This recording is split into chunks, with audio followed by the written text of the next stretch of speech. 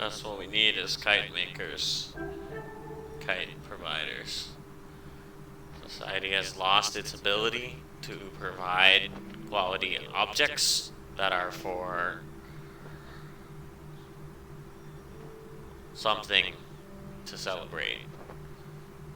They're somehow not for surviving and for being useful. We need more uselessness. That's what would be useful to me.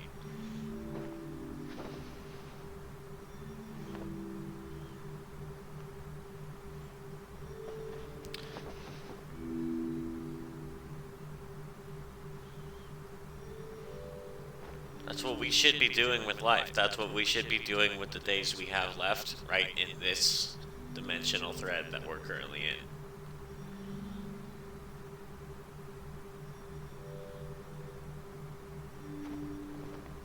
So a video game, uniquely, is similar to that. It's a thing very carefully crafted by hand to be inhabited for amounts of time that aren't capped at a efficiency per hour kind of a quantification. The amount of time that's meant to be spent doing this is unspecifiable, because you can't even come here unless you spend so much time learning the intricacy of the map to understand what to do, to go to somewhere that exists in the world, but that doesn't hold your hand or walk you there. It exists, you just have to choose to go here.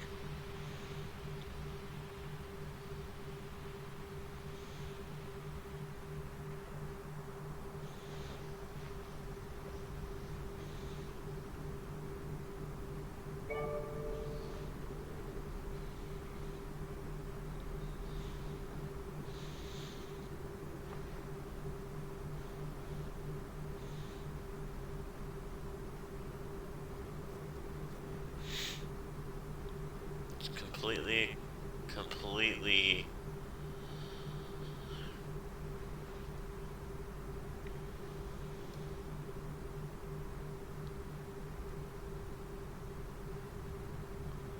fathomable. I fathom it at the maximum degree.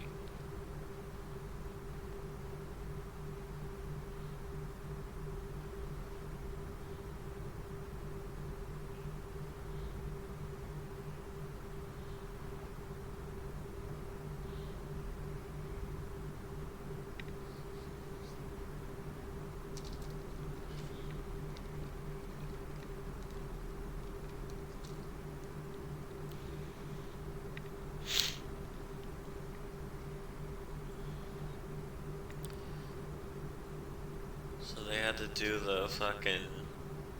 They had to cross an entire stage from outside of it, from the second level after it.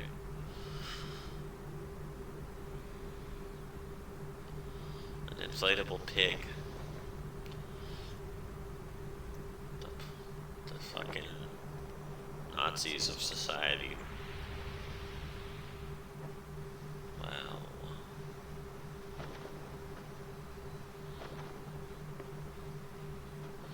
Journey is the only game that says, here's a whole bunch of places you could go, not because you're competing for a faster time, but because you want to spend more time in one spot. Stanley Parable also does that. It says, here's a variety of places you might stand around for hours and hours. Somehow they even got the WoW players to do it with places like Orgrimmar.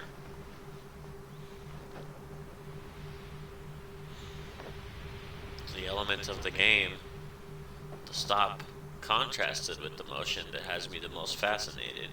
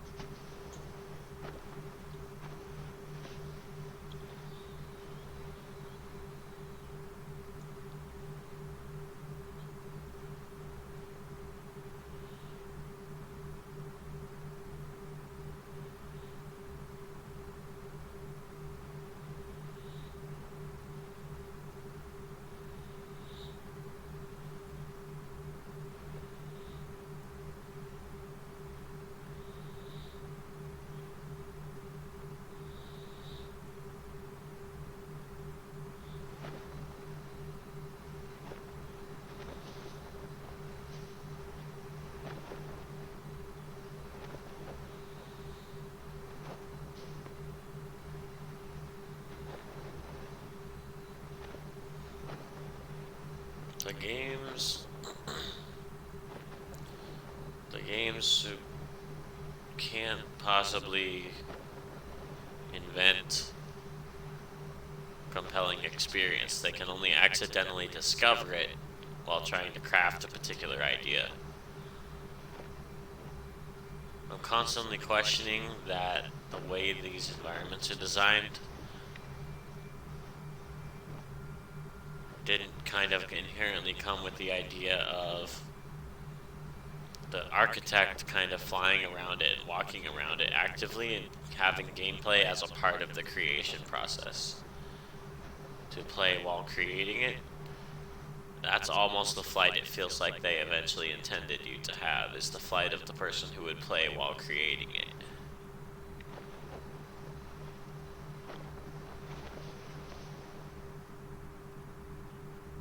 See, because this view, what it looks like when your character walks here, how did they describe a physically possible vantage point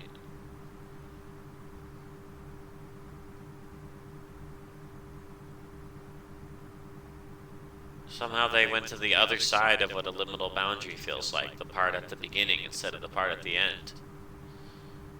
Like when this was one little slice, and this was all you could see of it because this was the only thing they had built, that's pre-liminality.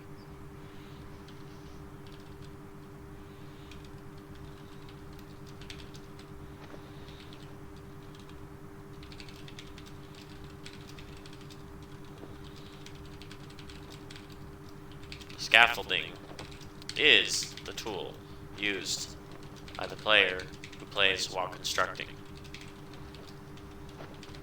We literally just wrote an architecture sentence right then.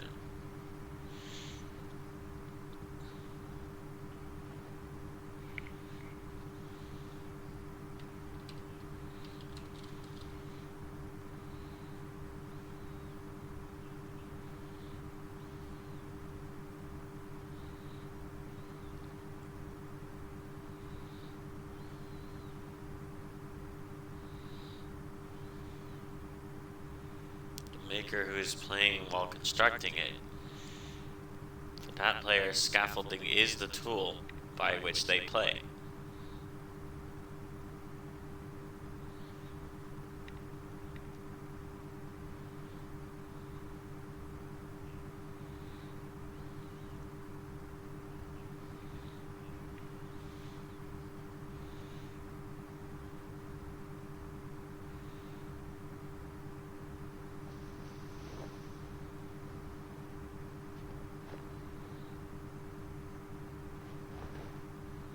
Because this is the underside. This is the underneath the woven thing. Pattern supporting the pattern.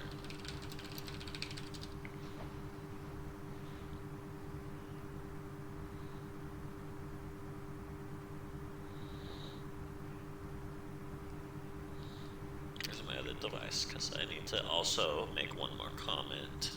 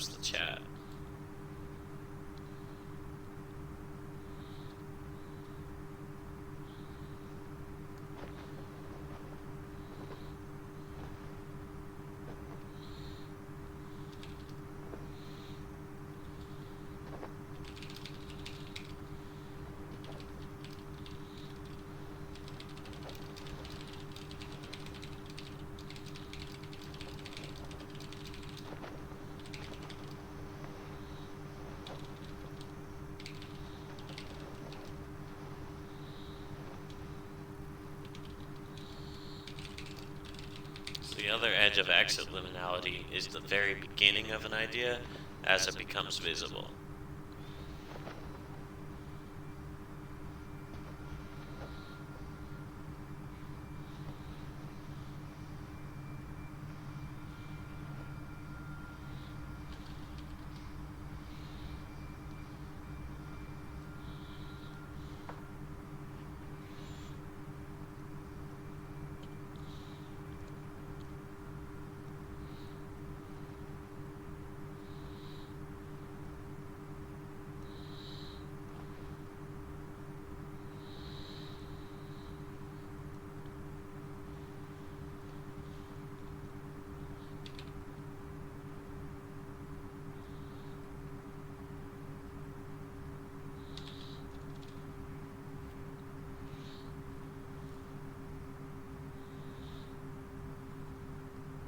So a game about boundary exiting would necessarily have to be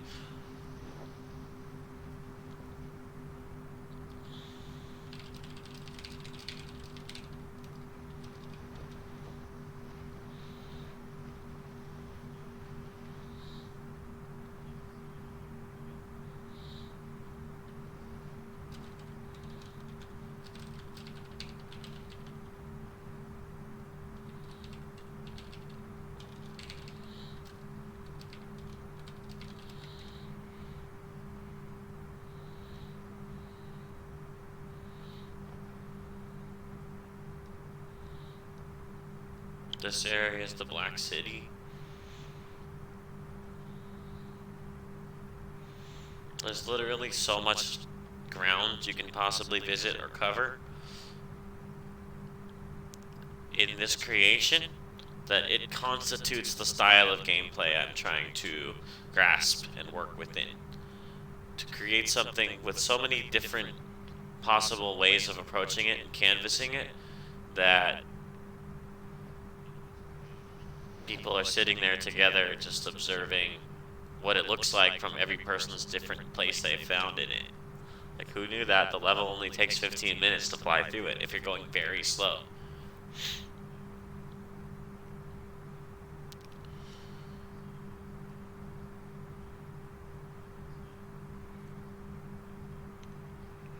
Yeah, that's the Carlinism perspective, is to say the sanctity of our ideas or of our excellence is literally individuated. And so when I think of superrealism, I think of both things. I think of the incredible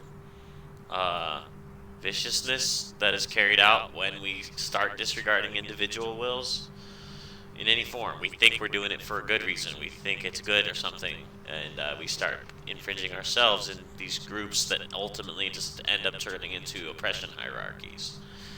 So Carlin was honest about that, and he was like, I'm just being entertained by this. I know that human beings will start dismantling each other the first moment that we're any kind of unit beyond the individual whose light shines. And that's just the way we are, and I'm just sitting back to be entertained. I'm just here for the entertainment of it, is what Carlin always said.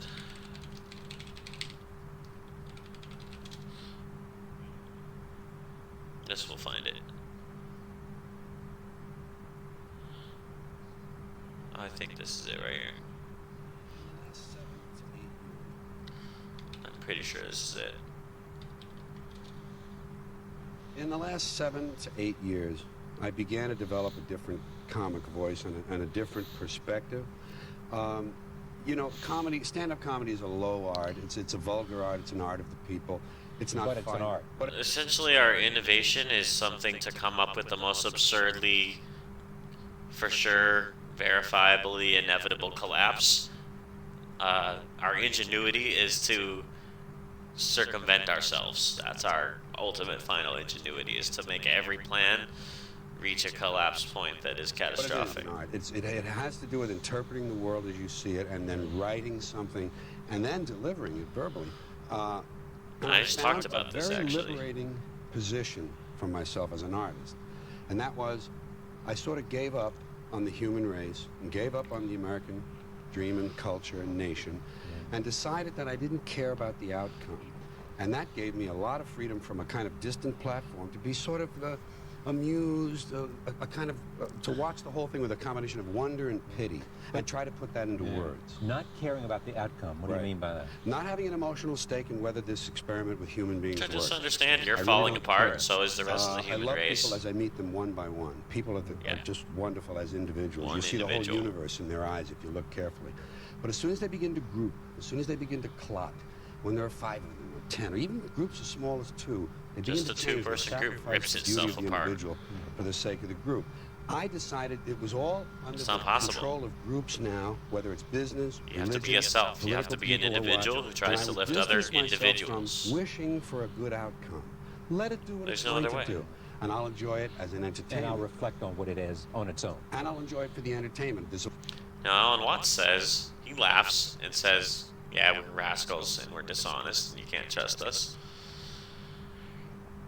And he says that the universe has it that way on purpose, that we need the discord and the energy that somehow generates for the cosmic flow around that it ends up creating. Like, if we weren't like that, then we would just all be totally extinct, is what Alan Watts says about it.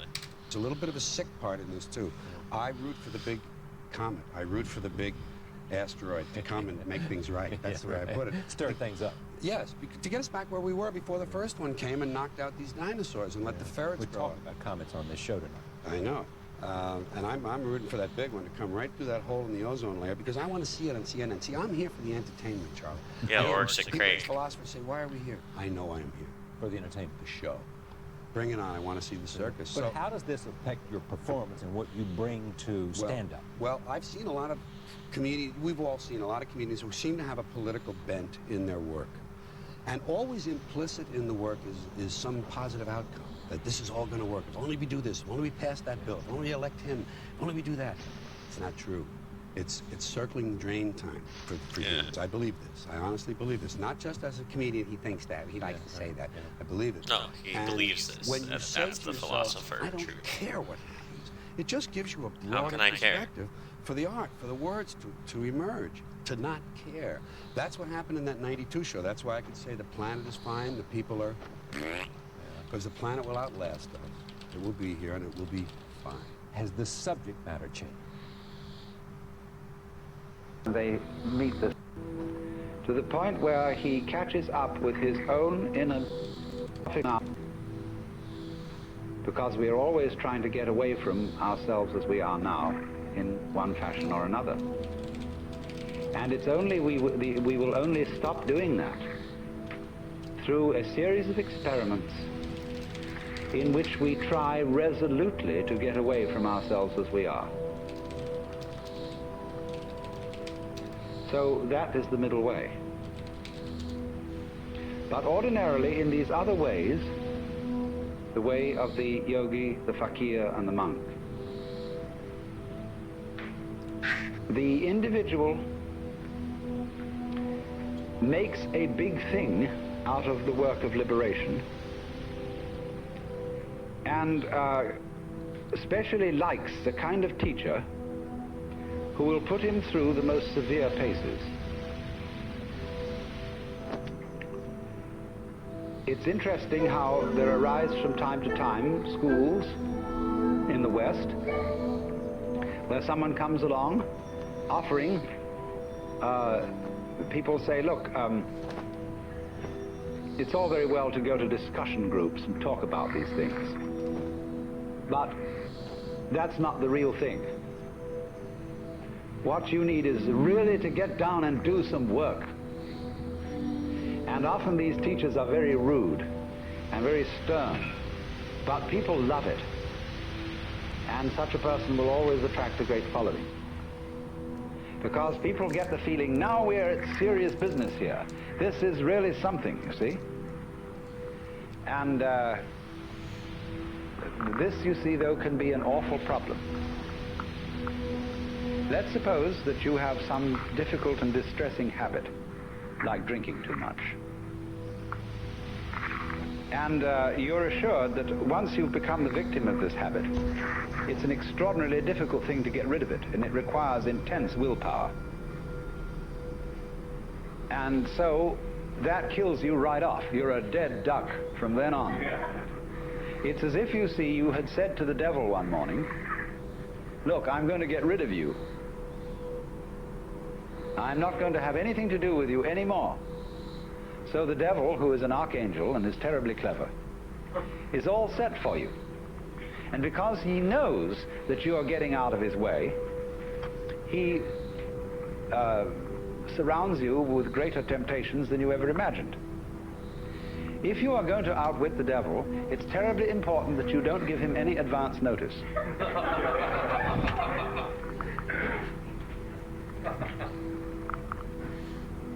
And this is where the work of the sly man comes in.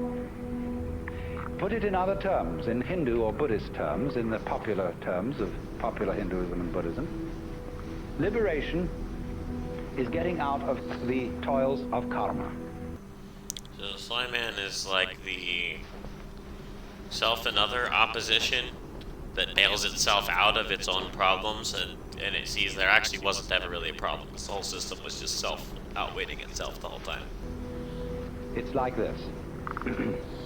During your many past lives, you've done all kinds of deeds, good and bad, and you are reaping the consequences of these deeds today.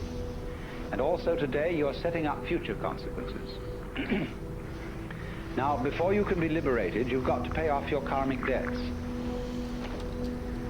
And so the moment you set your foot on the path of liberation, you are apt to find that all your karmic creditors will come to your door. And that's why it's often said that people who start out on a serious work of yoga suddenly get sick and lose their money and their best friends drop dead and all kinds of ghastly things happen.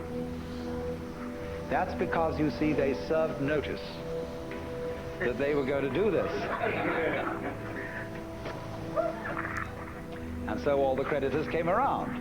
If you're going to leave town and you owe lots of money, you know, you mustn't announce that you're leaving or give a farewell party to your friends because the grocer will find out. So the art of the sly man is to make no contest, but simply to leave without one word. In other words, that's the meaning of Wu Wei in the technical vocabulary of Taoism. Wu Wei, not to interfere, not to force things. That's the best translation of Wu Wei, not to force things. But so he just drops it like that.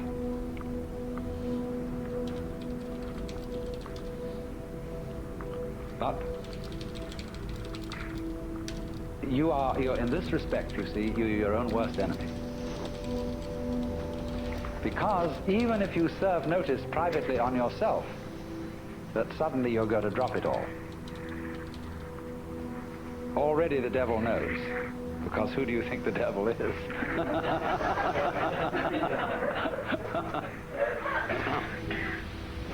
Now this lies behind the whole problem that is discussed in the book Zen in the Art of Archery. The necessity of letting go of the bowstring without first deciding to do so. Another way of putting it is that the decision to release the bowstring and the action of doing so must be simultaneous. Not to decide and then act, but to act, decide all at once. Now, why is this? If you are going to be an expert archer, you must shoot before you think, otherwise it'll be too late. You don't aim and then shoot. It's all one action. And this is true likewise of any sort of shooting, pistol shooting as well.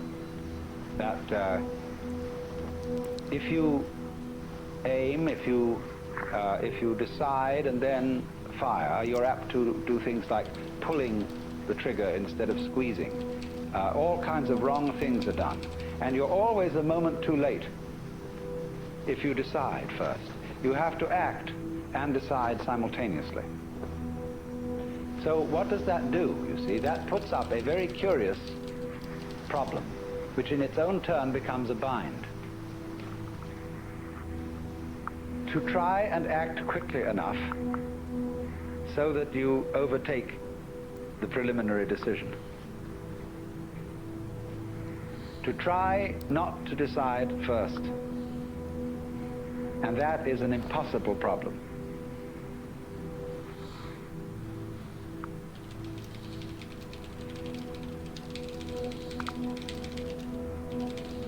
I wonder if you ever read von Kleist's story about the fighting bear. This is included in Nancy Wilson Ross's book, The World of Zen, as a kind of Western Zen. It's a story about a man who has a fight with a circus bear. And the bear reads his mind and always forestalls any attack that he makes on it. There's absolutely nothing he can do to get past the bear. And so, in the same way, you might imagine a guru who is a mind reader, and he always knows if you decide before you act. And if you do, you see, the devil will catch you. Instead, you see, of deciding that you won't be an alcoholic anymore, the only thing to do is not to drink, without any previous decision on this matter. But how can anyone do that, you see? That's the question. How can I decide not to decide? How can I announce that I won't make any announcement without making an announcement?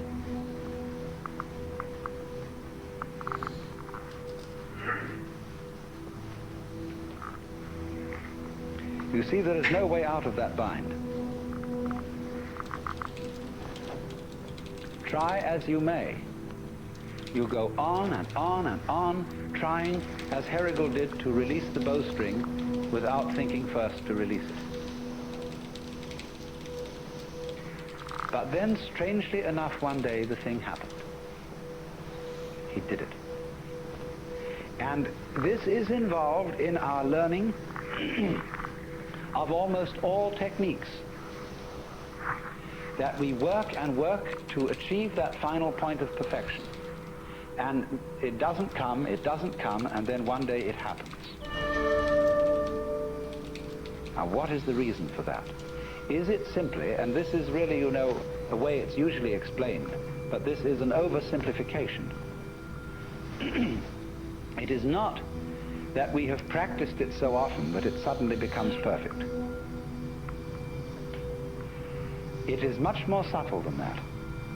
What happens is that we've practiced so often that we find out we can't do it. And it happens at the moment you know you can't do it.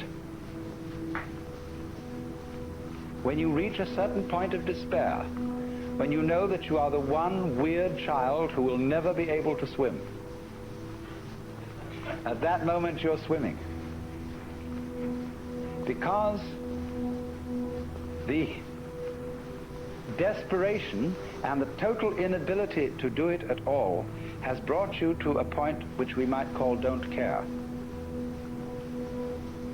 You stop trying, you stop not trying to get it that way. You just have arrived at the insight that your decision, your will, doesn't have any part in the thing at all. And that's what you needed to know. You've overcome, you see, the illusion of having a separate ego. There is no way of telling anyone that that's an illusion and getting appropriate action, because we are thoroughly indoctrinated with the idea that it's real. And if I say, well, I'm going to get rid of my ego, that's what the Taoists call beating a drum in search of a fugitive. He hears you coming.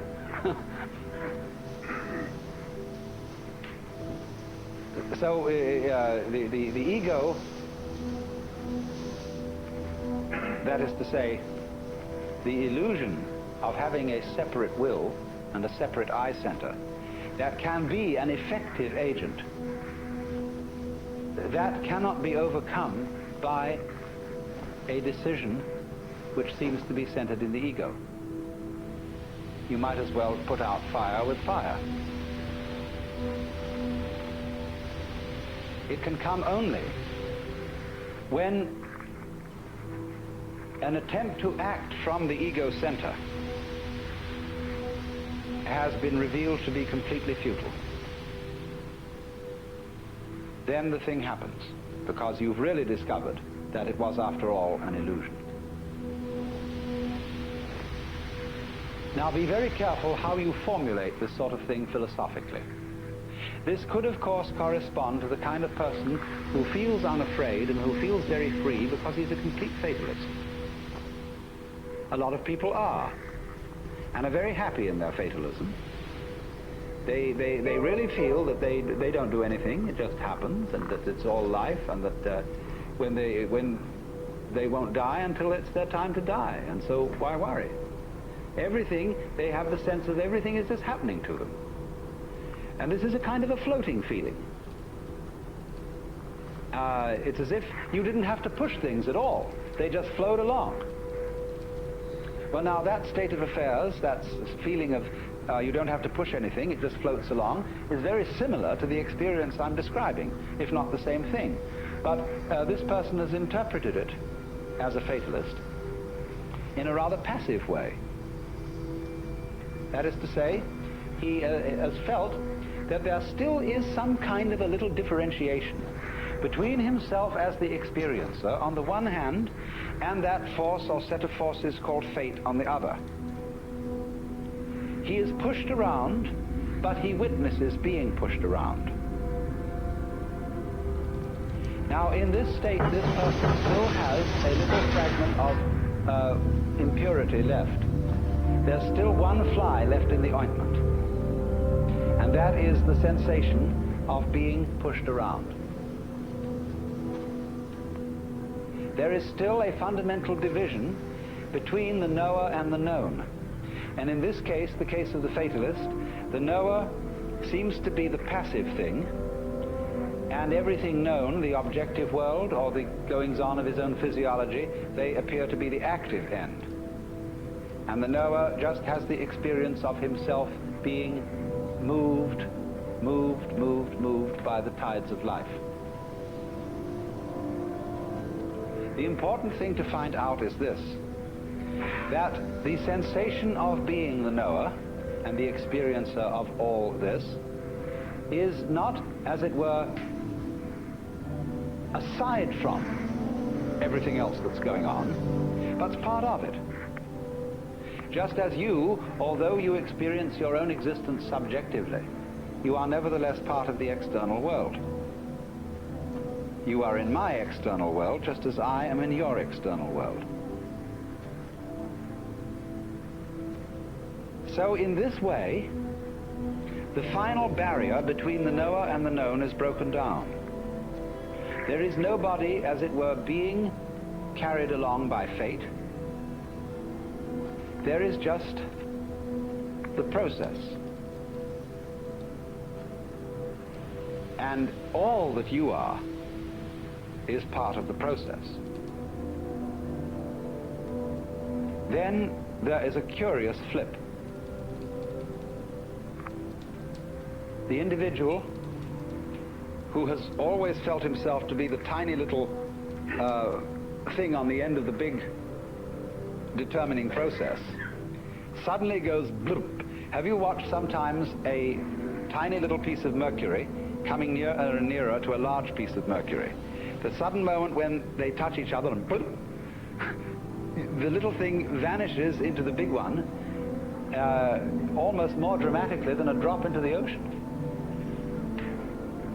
In this case that I'm talking about, it isn't that the individual organism vanishes.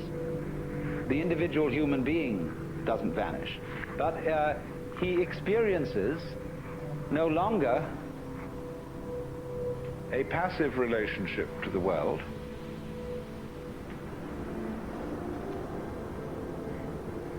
he simply sees that all that he is and all that he ever was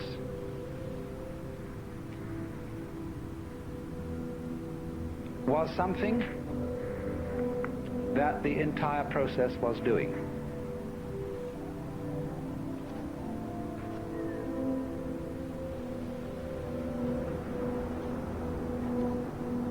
At the time, in other words, when he felt himself to be separate, he sees that that is in a certain way just what he should have felt,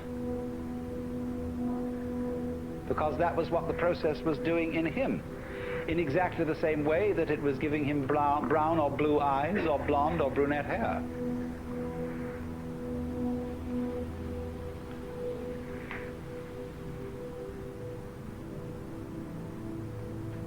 And that's going through the door and turning around and seeing there wasn't a door.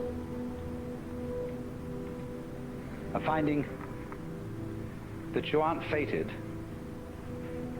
that you're not trapped, because there's nobody in the trap, and it takes something trapped to make a trap.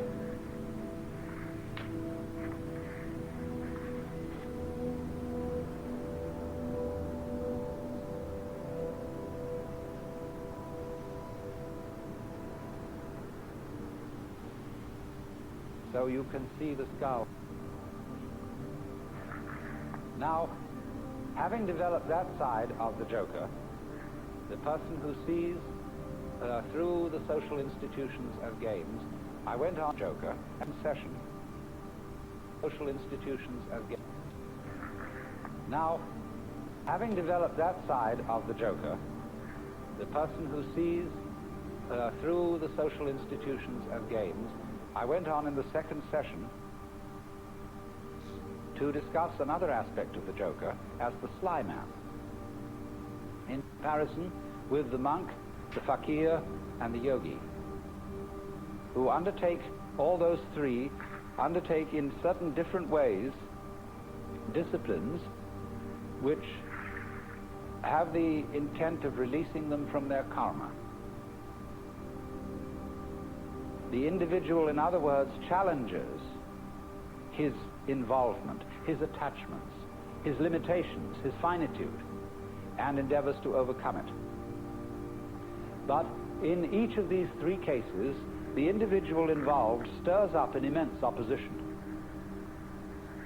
because he serves notice upon the devil, or shall we say upon his karmic creditors, that he is about to leave town.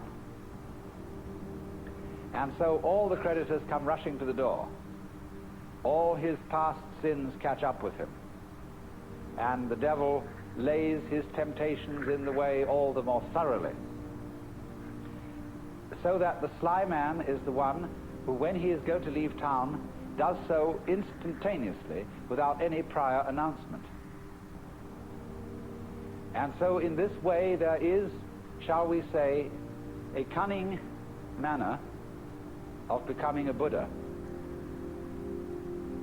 and that is to become one instantly, without any preparation or warning whatsoever. This is why Zen is called the sudden school, and why Satori is a sudden awakening,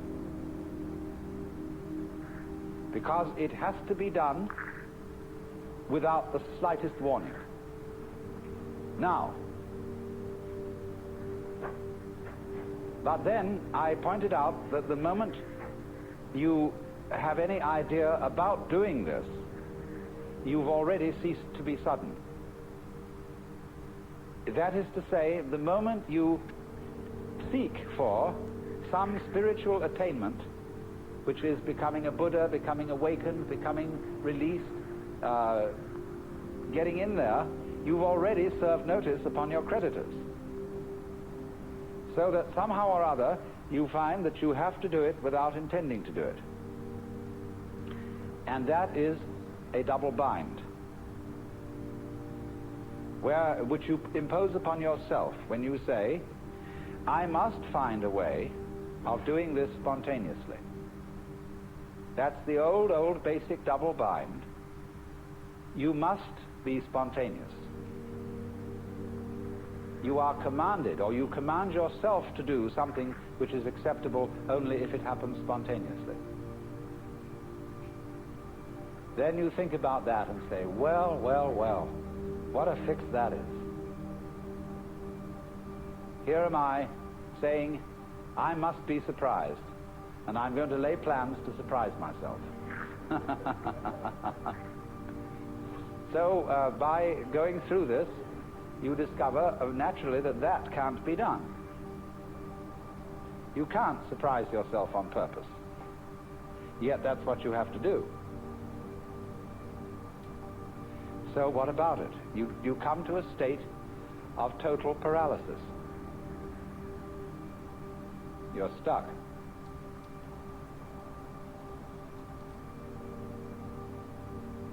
The one thing that is terribly important to be done can't be done. It has to happen. It really does if you're earnest about this. You want to get out of the trap. But you can't do anything about it, either actively or passively. But then as you begin to see what you are doing all the time, you notice a very odd fact, which is that you can't help being spontaneous.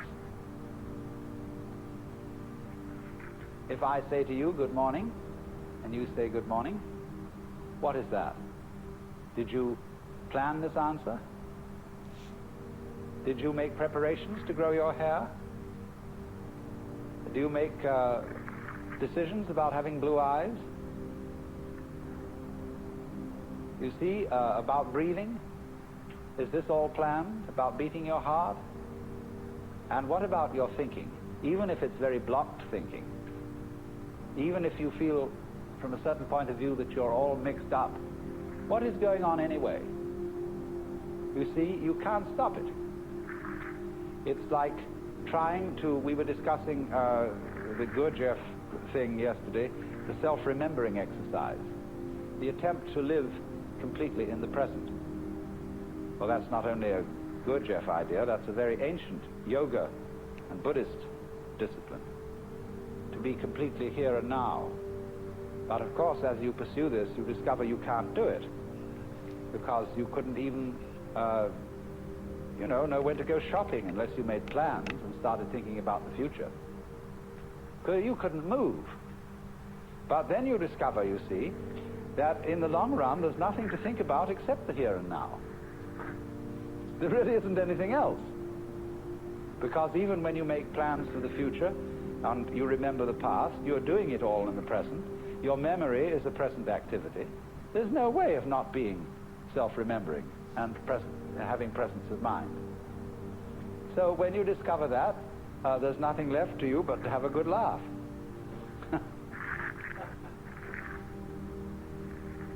Well, now, I want to develop to a greater extent something I only touched on yesterday afternoon when we were discussing anxiety and laughter and the relationship between the two. I suggested that anxiety and laughter are really the same phenomenon, but seen from different points of view. As we all know, we can have shudders of horror and shudders of delight, tears of grief and tears of joy. And it's the same shudders and the same tears in either case, but they have a completely different meaning. Now, life is a matter of oscillation. Life is vibration. It's the whole time and all the way through. The question is, how are you going to interpret that? Is it tremble, tremble, tremble, or is it laugh, laugh, laugh? That's the great thing. And sometimes it's one, and sometimes it's the other. So that the whole thing of the Joker is he comes into being, as it were, at the point when the anxiety interpretation of the trembling becomes the laughing interpretation. We were talking about monks who had skulls in their cells to remind them of mortality. And we think a grim thing. The skull is a grim thing. But Chesterton had the poem about the skull. Chattering finch and waterfly are not merrier than I. Here among the flowers I lie, laughing everlastingly. No, I may not tell the best. Surely, friends, I might have guessed death was but the good king's jest. It was hid so carefully. So you can see the skull not as a grim thing, but as a laughing thing. It's all that's left of a human being. And all the surface is peeled off, and nothing but this beautiful bone remains. It laughs.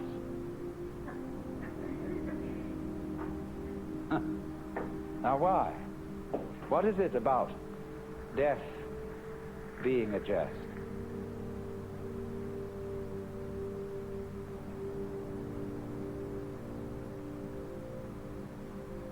We discussed the problem of the zebra. You remember whether a zebra is a yellow horse with black stripes or a black horse with yellow stripes. And of course, you can see it either way. And you can argue till all is blue about which side is right. And let's suppose that a black horse is a horse of ill omen, even though striped with yellow. And a yellow horse, a horse of joy and good omen, even though striped with black. This is our eternal problem. We are in the state of egocentric consciousness, firmly convinced that death is a threat. We are so convinced of this, even though individuals may say, well, I'm not really afraid of death. What I'm afraid of is dying in an unpleasant way. Nevertheless, since almost all moralists and people concerned with ethics seem to agree, whatever their differences of opinion, that survival is a good thing, in some sense, if not survival in this body, even the most, the people who would rather be dead than red, firmly believe that that is true because they believe there is a hereafter, where they can go and where they can be rewarded for the courageous stand against evil which they have taken. You see? So that's still some kind of insistence on the value of survival.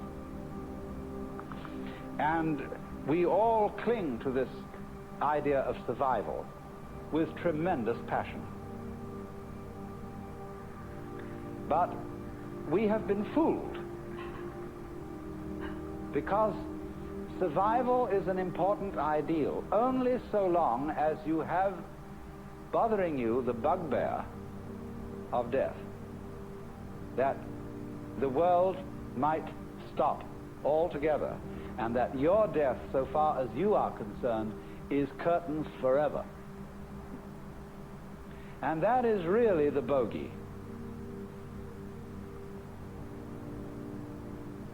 You see, that's all very well to rationalize and say, no, it's not death I'm afraid of, it's the pains of death.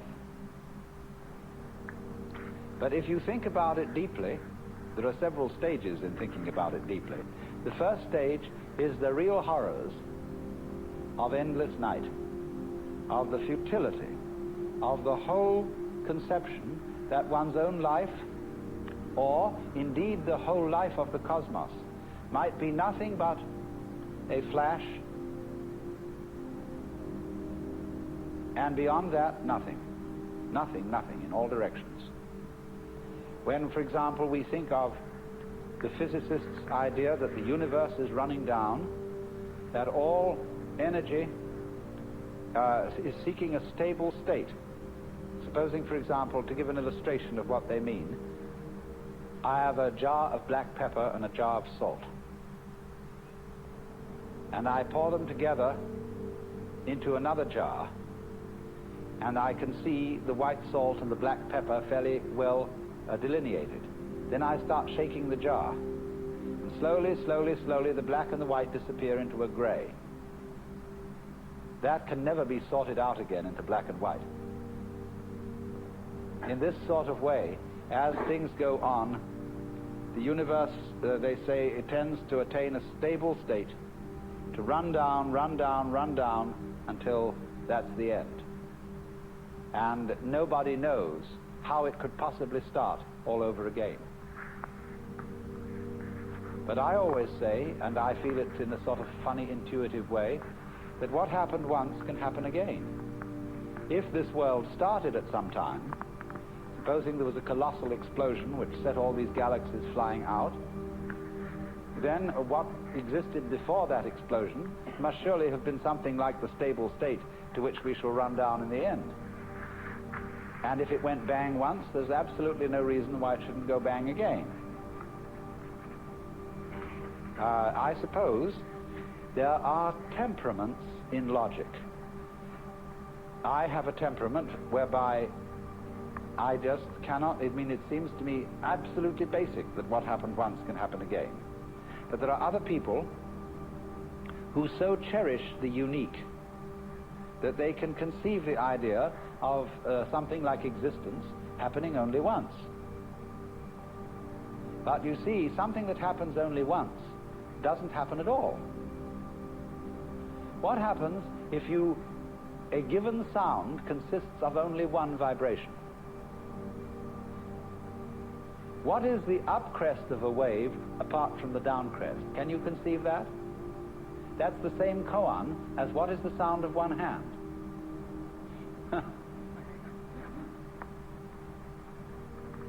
You see, it always takes two.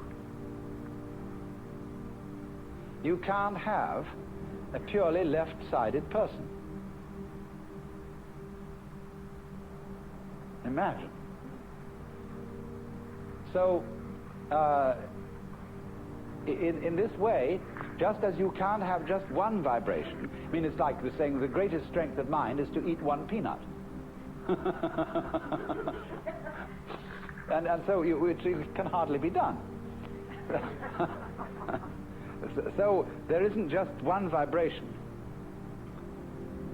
And a dit but no da sort of thing.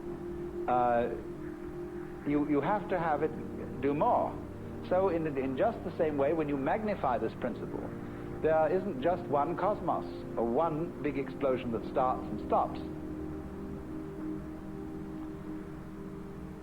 All stopping implies starting. Someone just wrote to me, we haven't parted because we never met.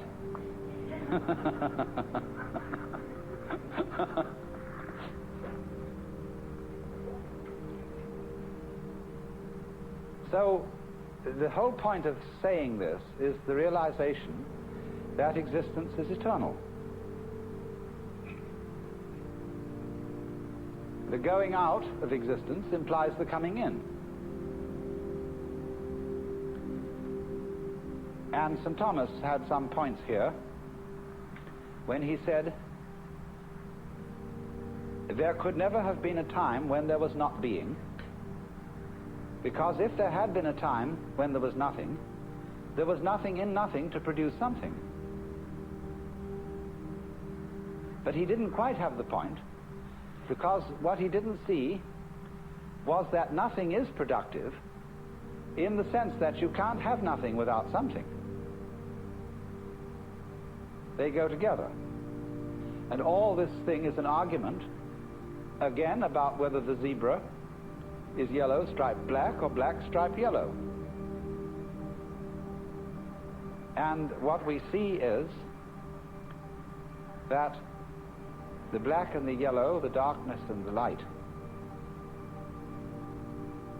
are simply two phases of the same. And that realization is exactly what transforms anxiety into laughter. Suddenly to see that you just after all this anxiety, that you don't have anything to worry about.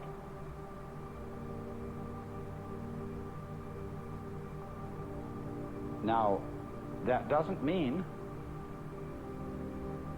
that there will not in our future lie some extremely painful experiences, or experiences that we would ordinarily interpret as horribly painful. We may all die of ghastly diseases, or of radiation burns, or of unimaginable things.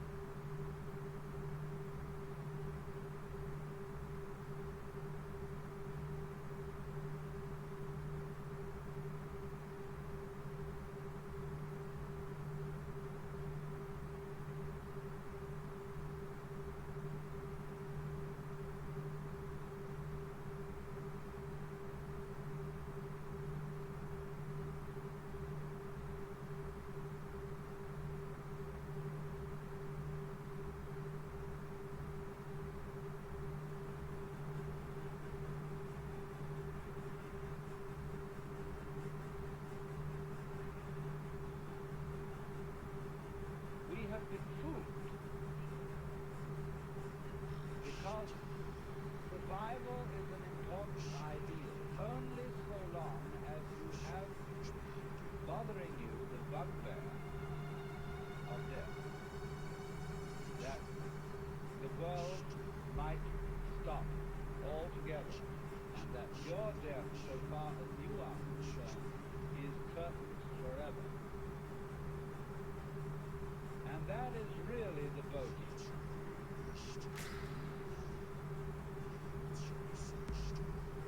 You see, that's all very well to rationalize and say, no, it's not death I'm afraid of, it's pain is death. But if you think about it deeply, there are several stages to think about it deeply. The first stage is the real horror of endless night, of the futility, of the whole succession that one knows life, or indeed the whole life of the cosmos might be nothing but a flash, and beyond that, nothing, all directions.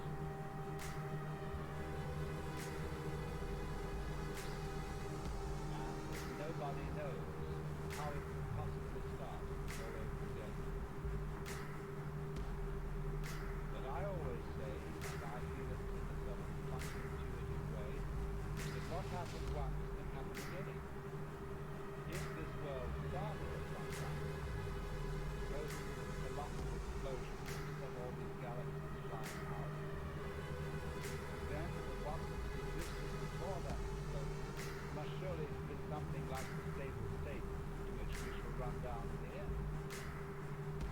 And if it went bang once, there's absolutely no reason why it shouldn't go bang again. I suppose there are temperaments in logic. I have a temperament whereby I just cannot, I mean, it seems to me absolutely basic that what happened once can happen again. But there are other people who so cherish the unique that they can conceive the idea of something like existence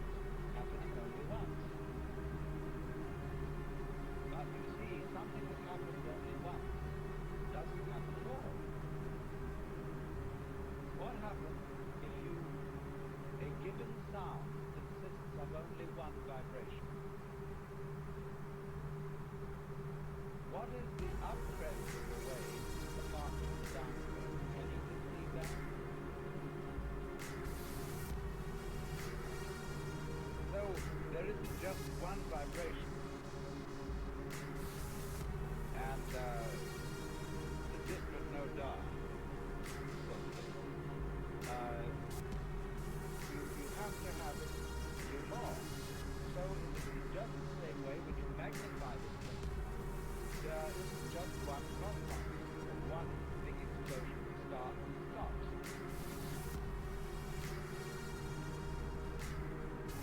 All stopping implies starting.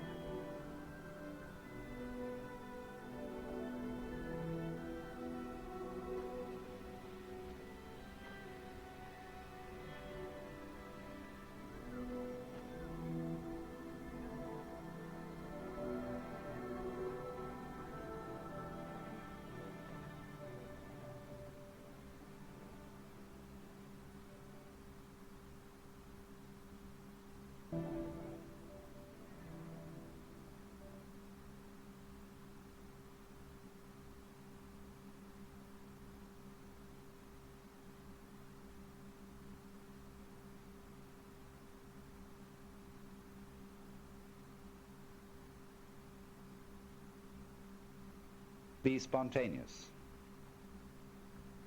You are commanded, or you command yourself to do something which is acceptable only if it happens spontaneously. Then you think about that and say, well, well, well, what a fix that is. Here am I saying, I must be surprised, and I'm going to lay plans to surprise myself. So by going through this, you discover naturally that that can't be done. You can't surprise yourself on purpose. Yet that's what you have to do. So what about it? You come to a state of total paralysis. You're stuck.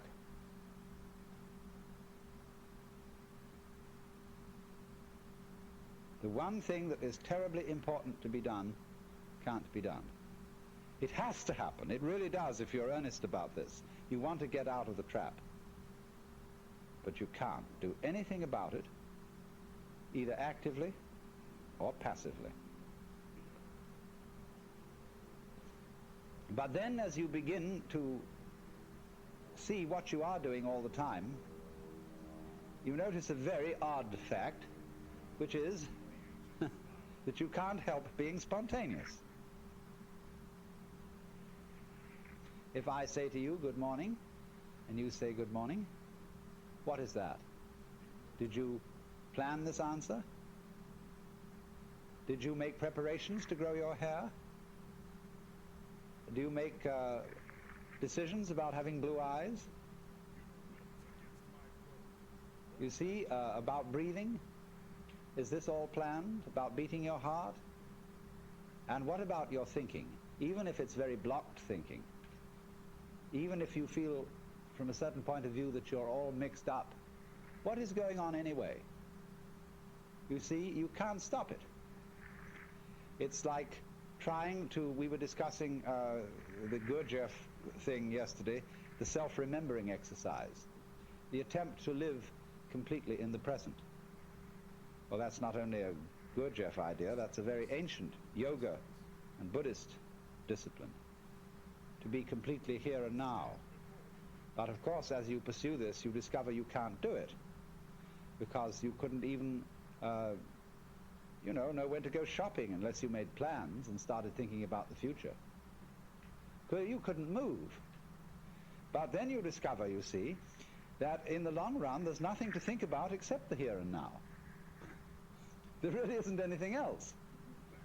Because even when you make plans for the future and you remember the past, you're doing it all in the present. Your memory is a present activity. There's no way of not being self-remembering and having presence of mind. So when you discover that, there's nothing left to you but to have a good laugh.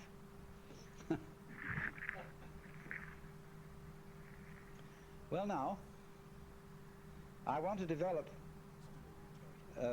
to a greater extent something I only touched on yesterday afternoon when we were discussing anxiety and laughter and the relationship between the two. I suggested that anxiety and laughter are really the same phenomenon, but seen from different points of view. As we all know, we can have shudders of horror and shudders of delight, tears of grief and tears of joy. And it's the same shudders and the same tears in either case, but they have a completely different meaning. Now, life is a matter of oscillation. Life is vibration. It's the whole time and all the way through. The question is, how are you going to interpret that? Is it tremble, tremble, tremble, or is it laugh, laugh, laugh? That's the great thing. And sometimes it's one, and sometimes it's the other. So that the whole thing of the Joker is he comes into being, as it were, at the point when the anxiety interpretation of the trembling becomes the laughing interpretation. We were talking about monks who had skulls in their cells to remind them of mortality. And we think a grim thing. The skull is a grim thing. But Chesterton had the poem about the skull. Chattering finch and waterfly are not merrier than I. Here among the flowers I lie, laughing everlastingly. No, I may not tell the best. Surely, friends, I might have guessed death was but the good king's jest. It was hid so carefully. So you can see the skull not as a grim thing, but as a laughing thing. It's all that's left of a human being. And all the surface is peeled off. And nothing but this beautiful bone remains. It laughs.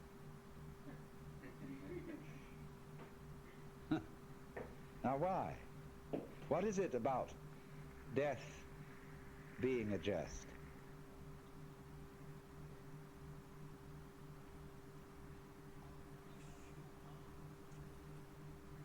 We discussed the problem of the zebra. You remember? Whether a zebra is a yellow horse with black stripes or a black horse with yellow stripes. And of course, you can see it either way. And you can argue till all is blue about which side is right. And let's suppose that a black horse is a horse of ill omen, even though striped with yellow, and a yellow horse a horse of joy and good omen, even though striped with black. This is our eternal problem. We are in the state of egocentric consciousness, firmly convinced that death is a threat. We are so convinced of this, even though individuals may say, well, I'm not really afraid of death. What I'm afraid of is dying in an unpleasant way. Nevertheless, since almost all moralists and people concerned with ethics seem to agree, whatever their differences of opinion, that survival is a good thing, in some sense, if not survival in this body, even the most, the people who would rather be dead than red, firmly believe that that is true because they believe there is a hereafter where they can go and where they can be rewarded for the courageous stand against evil which they have taken. You see? So that's still some kind of insistence on the value of survival. And we all cling to this idea of survival with tremendous passion. But we have been fooled, because survival is an important ideal only so long as you have bothering you the bugbear of death, that the world might stop altogether, and that your death, so far as you are concerned, is curtains forever. And that is really the bogey. You see, that's all very well to rationalize and say, no, it's not death I'm afraid of, it's the pains of death. But if you think about it deeply, there are several stages in thinking about it deeply. The first stage is the real horrors of endless night, of the futility, of the whole conception that one's own life, or indeed the whole life of the cosmos, might be nothing but a flash, and beyond that, nothing. Nothing, nothing, in all directions. When, for example, we think of the physicist's idea that the universe is running down, that all energy is seeking a stable state. Supposing, for example, to give an illustration of what they mean, I have a jar of black pepper and a jar of salt, and I pour them together into another jar, and I can see the white salt and the black pepper fairly well delineated. Then I start shaking the jar, and slowly, slowly, slowly the black and the white disappear into a gray. That can never be sorted out again into black and white. In this sort of way, as things go on, the universe, they say, it tends to attain a stable state, to run down, run down, run down, until that's the end. And nobody knows how it could possibly start all over again. But I always say, and I feel it in a sort of funny, intuitive way, that what happened once can happen again. If this world started at some time, supposing there was a colossal explosion which set all these galaxies flying out, then what existed before that explosion must surely have been something like the stable state to which we shall run down in the end. And if it went bang once, there's absolutely no reason why it shouldn't go bang again. I suppose there are temperaments in logic. I have a temperament whereby I just cannot, I mean, it seems to me absolutely basic that what happened once can happen again. But there are other people who so cherish the unique that they can conceive the idea of something like existence happening only once. But you see, something that happens only once doesn't happen at all. What happens if a given sound consists of only one vibration? What is the up crest of a wave apart from the down crest? Can you conceive that? That's the same koan as what is the sound of one hand.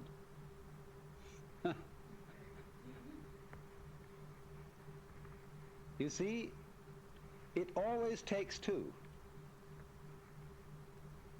You can't have a purely left-sided person. Imagine. So, in this way, just as you can't have just one vibration, I mean, it's like the saying, the greatest strength of mind is to eat one peanut. and so it can hardly be done. So there isn't just one vibration. And a dit but no da sort of thing. You have to have it do more. So in just the same way, when you magnify this principle, there isn't just one cosmos, or one big explosion that starts and stops. All stopping implies starting. Someone just wrote to me, we haven't parted because we never met.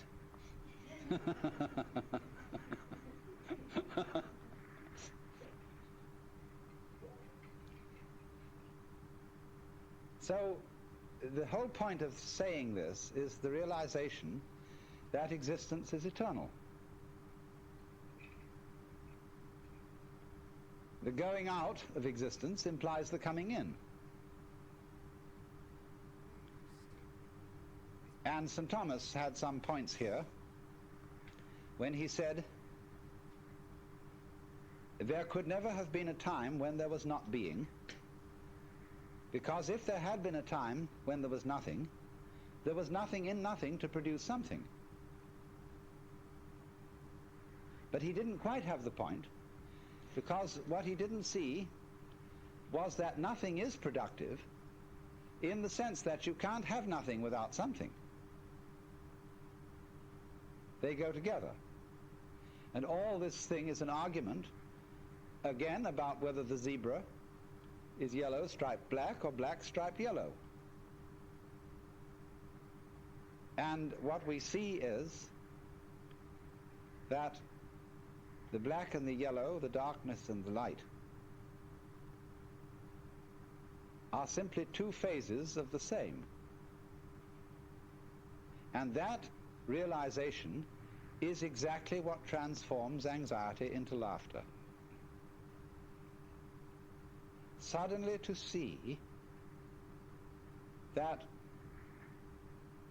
you just, after all this anxiety, that you don't have anything to worry about.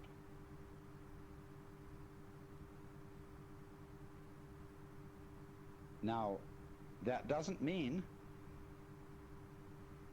that there will not in our future lie some extremely painful experiences, or experiences that we would ordinarily interpret as horribly painful. We may all die of ghastly diseases, or of radiation burns, or of unimaginable things. But look here. I very briefly touched on pain yesterday and the way pain is interpreted.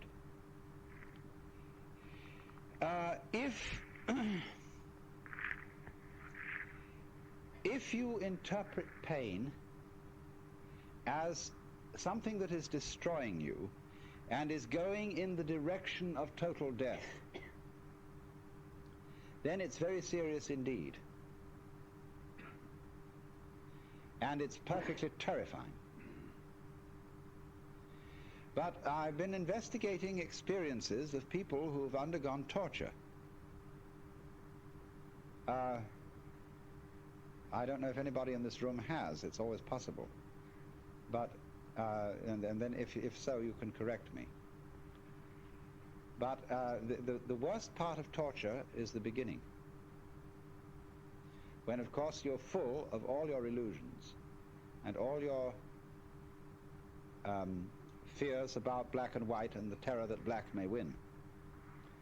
But it's said that as torture proceeds, it slowly changes the state of mind of the victim to a kind of drunken, masochistic giving in to the torture, so that it becomes something that he cooperates with.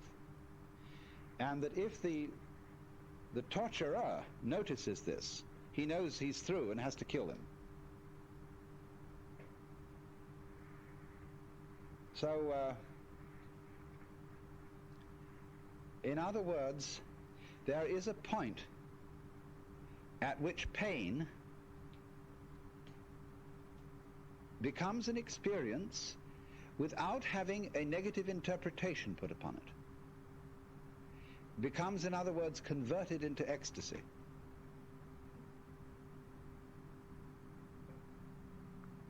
It simply becomes, you see, a way of going through extraordinarily far out sensations which have no meaning. If they have meaning, the meaning of threat, the meaning of death looming at the end, and you know this is the tearing apart and the destruction of you, then you see it is absolutely horrendous. But if it has no meaning at all, just transpose yourself into another dimension to illustrate it, because what the dimension I'm talking about is a very tough one. But let's go back to a simpler one. Let's take sounds.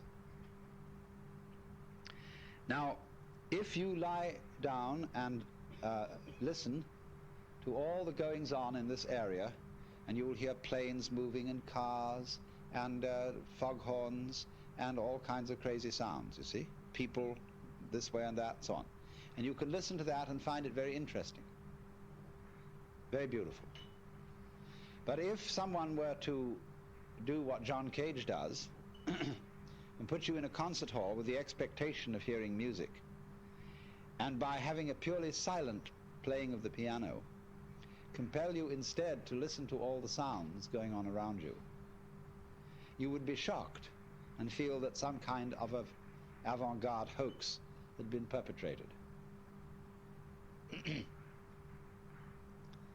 You see, it depends on the set, on the way you approach the experience. Now, you can listen to sounds that are ordinarily considered unpleasant in a totally unprejudiced way. You can listen to discordant musical noises and find them extremely interesting if you listen carefully enough. You can listen to a squalling brat and find it musical. That this child, I'll never forget waking up one morning and listening to a child whining. The child wasn't saying anything. There were no words in it. It was just a plaint. And it wasn't exactly crying. It was a kind of...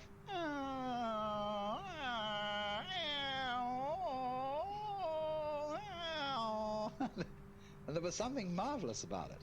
This child's wonderfully articulate protest against some sort of nuisance.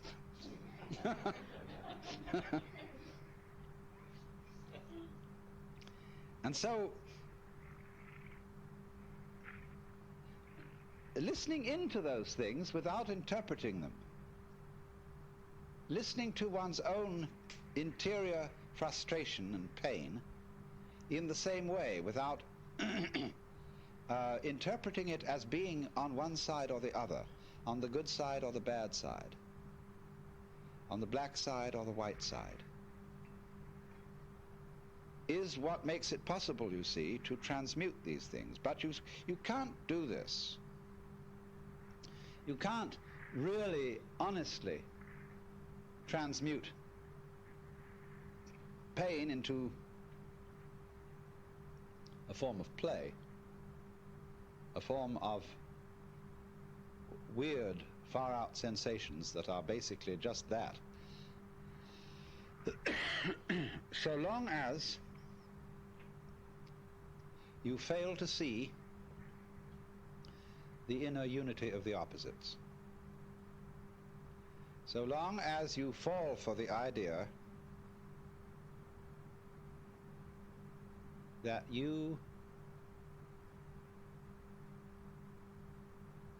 are nothing more than this particular life, than this particular ego, which came from nowhere and is going nowhere.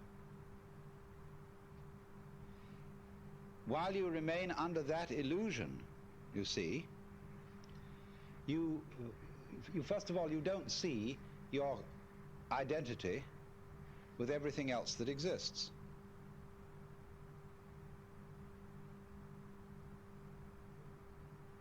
Now, if death then is a joke,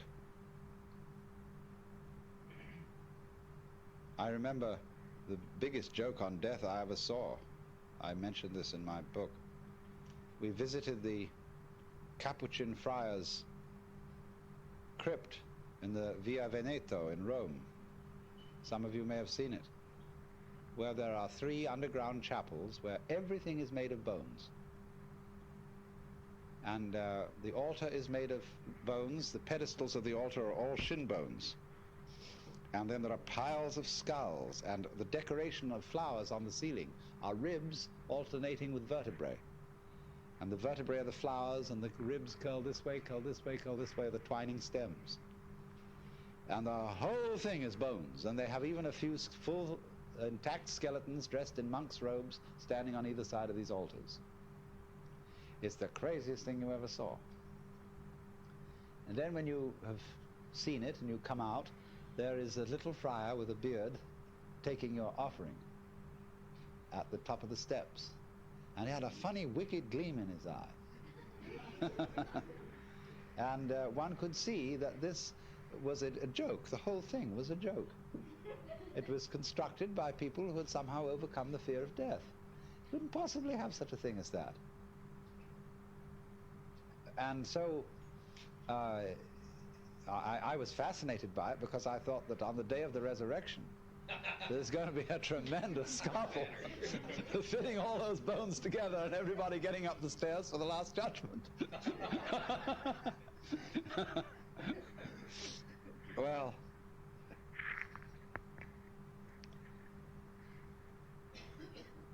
so if it is seen that death is a jest, but the question is, you see, we are so tormented by the bugbear of it being the real end, by the imagination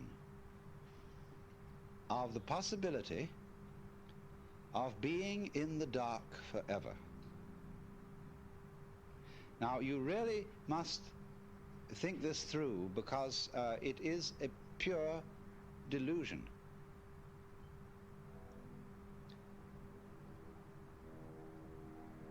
If you think, first of all, seriously about annihilation of consciousness, you will realize that annihilation of consciousness couldn't possibly be an experience.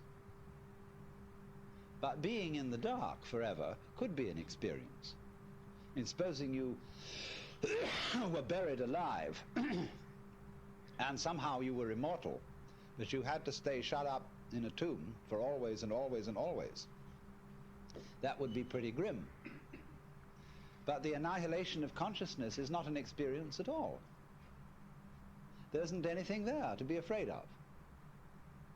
So if that's what's going to happen, there's nothing to worry about, I assure you.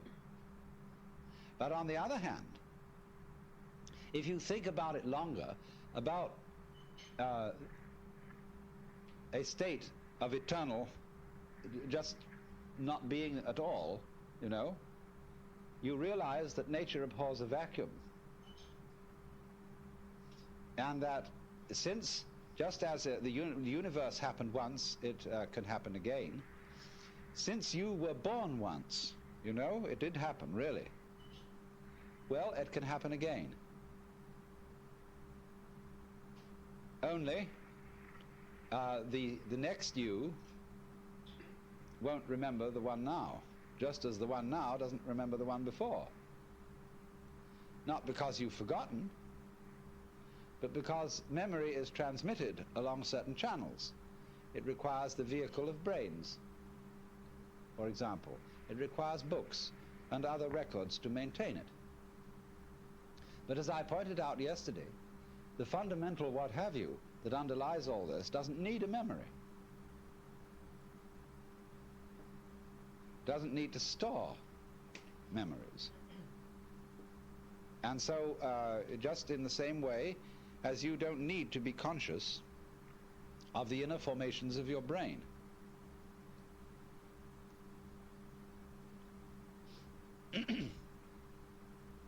Also, I mean, here I'm talking speculatively. Also, there are curious connections where we don't see any. That is to say, the interval between events is not insignificant. Just as you don't hear melody unless you hear the interval between tones. It's the interval that counts. So in the same way, blank intervals between successive manifestations of the universe, and blank intervals between your forgetting who you are altogether and dying, and someone suddenly becoming a baby. The blank intervals are not insignificant. Every painter knows, every architect knows, that the space around an object or inside an object is just as important as the object. That, again, is the fact. If you don't notice the importance of intervals and you don't notice the importance of space, it is as if you had settled on the carpet here for the black design being the thing and the white background as having no significance. So what about the inside of this room? What about the shape of space that it encloses? We would say this is nothing more than a certain quantity of air. But don't you see that the distance, the space between that wall and this window is life room? That it's not nothing? That it's just as important? It comes into being at the same moment as the walls come into being? It connects them. And so likewise the space between our planet and other planets is not insignificant. So once you see that intervals of apparent nothingness are significant intervals, that their size makes all the difference to what's happening. When the intervals between dits are short, the note is high. When the intervals between the dits are long, the note is low or large, the high being little. See, why do we say high and low as distinct from little and big? Big instruments make big noises, little instruments make tiny noises. But at any rate, it's the interval that's important.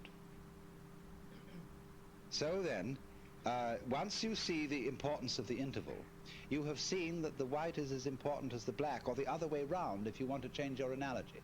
Do you see how you can switch these analogies? In one case, the white can be the nothing, the unimportant, whereas the black is the mark somebody made with a crayon. Or the other way around, the black can be the darkness, and the white is the flash of lightning that appears in the darkness. Change your analogy. It's like saying, once we used to say about high matters, high matters, lofty thoughts. But now we don't. It's more fashionable to say deep matters and profound thoughts. Someone was telling me yesterday in the group here that they were going to an Indian village in New Mexico where they had Christianity, but when the speaker referred to Jesus and God and so on, he pointed down all the time. Because, you see, he felt that things grew up like this from below, whereas, of course, the ancient cults out of which the Jewish and Christian religions grew had the idea that the life of the sun and the rain came down from the heavens and fertilized the feminine earth, which then responded.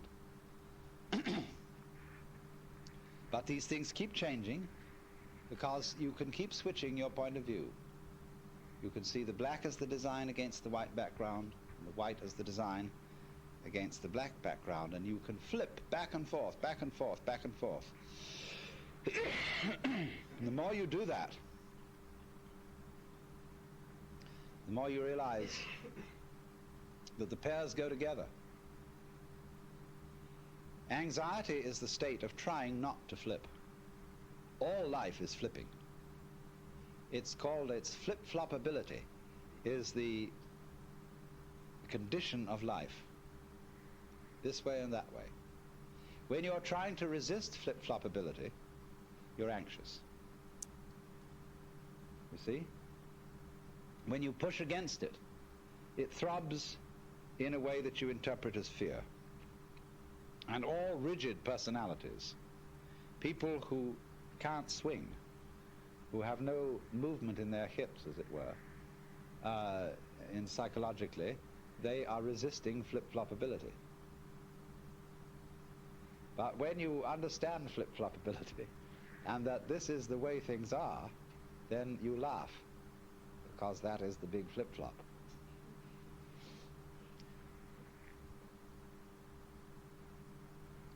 This morning I was discussing the joke of death, and the principal point that I was making was that death and life, or that is to say, in other words, the interval and the event, death being the interval between events, between one appearance and another of human beings, in the same way as winter is the interval between the appearance of the leaves in spring and their disappearance in the fall. But there is, you see, the chronic fear that the interval may be all that there is, that the interval may triumph, and there may be no event. And I was trying to show you that there is a polarity between the event and the interval between events, in such a way that you can no more have the one without the other than you can have the crest of the wave without the trough. And that this goes on and on and on in endless cycles, where there are small intervals making up small intervals and waves which group together and make up a set of intervals and waves, and they in themselves constitute the crest of a larger wave with a much longer trough. And then again there comes the group of intervals and waves on a short rhythm. And that this thing that goes like, you see, like this, you see, that this thing in its turn is the crest of a still greater wave, and that the nature of being is that this is the scheme of things. But the joke about it, what makes it exciting, is the constant anticipation that there might not be anything again after the interval, that it might all come to an end. And the real problem, in order to turn death into a joke, that is to say, suddenly to recover from this terrible anxiety that it might be finished, and then transmute the vibration trembling of anxiety into laughter, which is the same thing. Only the trembling of laughter is the trembling of anxiety seen from a different point of view. Now, what are the things that are obstacles to our being able to see that? It's almost as if life were itself a guru. And you know how gurus throw out tests to their students to see if they can pass these various initiations, all of which require nerve in the face of some formidable obstacle. All fairy stories are full of this. And so life itself throws out all kinds of reasons for supposing that we are faced with something serious instead of something playful. And I want to discuss with you a few ways which in Western history this obstacle has been thrown out, and how we today are bamboozled by these obstacles. In the history of Western civilization, there have really been, in the past 2,000 years, two dominant mythologies. One has had a long run and the other has had a fairly short run. But they are both ways of terrifying you so that you won't see the point. But at the same time, they are perhaps not merely negative things, but challenges, barriers of the same kind that a guru would offer. For example, in the study of Zen, each koan is referred to as a barrier. And if you can pass the barrier, you see, you get in. But the function of the teacher is to put the barriers up to see how you'll react to them. So, in a way, we could say that the two great mythologies which have dominated the Western world in the past 2,000 years are two barriers. The first, of course, is the Christian mythology.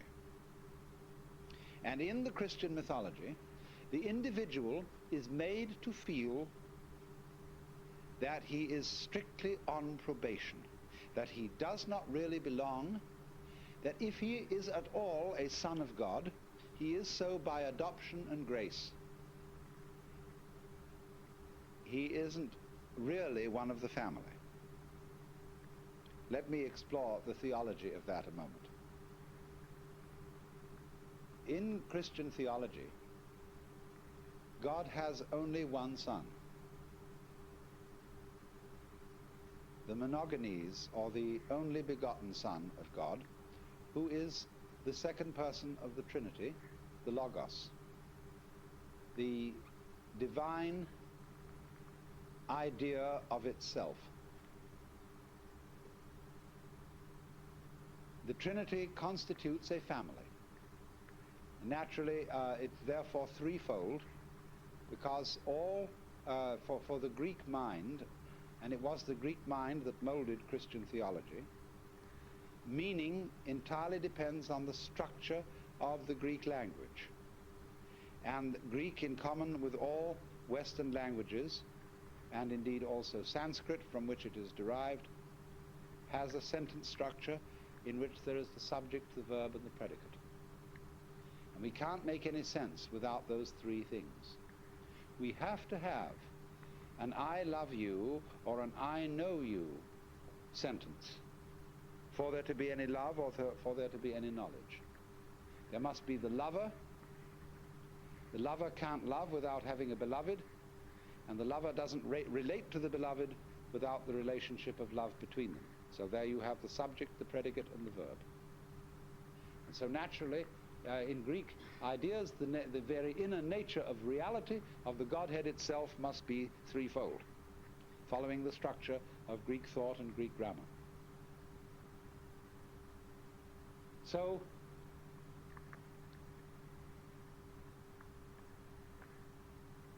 in this way, the inner life of the Godhead is completely self-sufficient.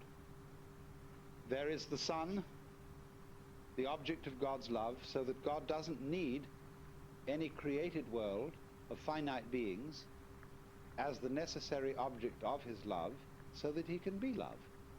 You see?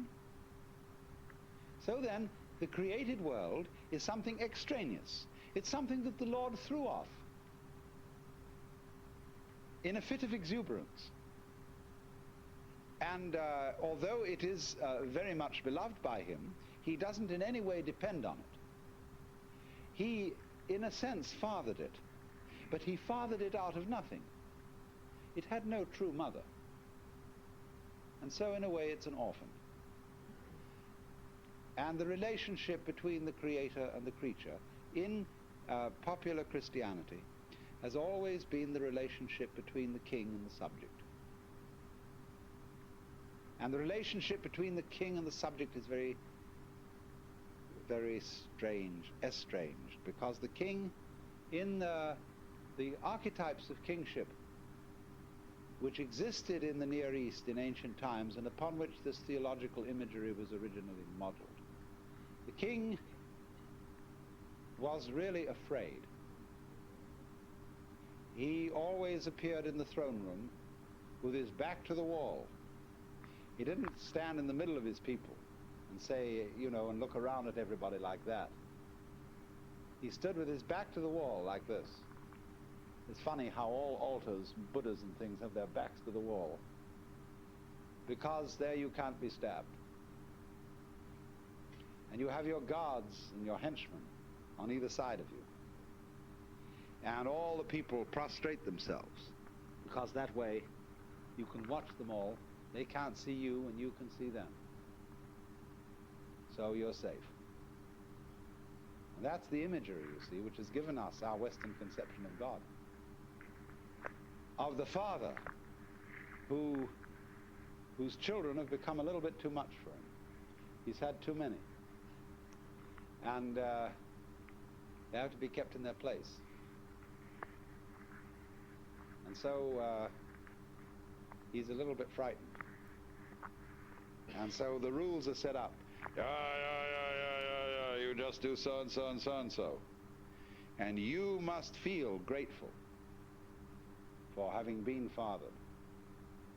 You're a miserable worm, and therefore inwardly, because without me you might not have been. You owe everything you have to my having produced you, and you are a debtor. And because you are a debtor, you have a duty. Duty is the same word as debt, debit. You owe life to me who produced you, although I won't admit I had a great deal of fun doing it. And so you must all crawl. Now, you see, that conception of our relationship to reality has been the popular idea for centuries in the Western world. so that you never really knew where you stood with the authority. Because the authority gives you the impression that you are so bad intrinsically that at any time you ought to be punished and eaten up. And it's only a matter of mercy that you're not being eaten up. So the prayers of the Christian church are full of the idea, "O Lord, we are not worthy, and since it is only of thy great mercy that we continue to survive at all, we humbly beseech thee," etc., etc. Imagine going around with that feeling about the nature of reality, that it is watching you all the time, that you're always on probation, like a released prisoner. And therefore there is an all-seeing eye at every moment of the day and night surveilling you, much more efficiently than any big brother could watch you through tiny TV cameras in your bedroom. I know a friend of mine who is a devout Catholic, and in her toilet, but she is different, she has a sense of humor. And in the toilet, you know, it's an old-fashioned one, there's a tank and a pipe coming down to the john, and there's a little placard on it with a big eye painted. And in Gothic letters underneath it, it says, "Thou, God, seest me."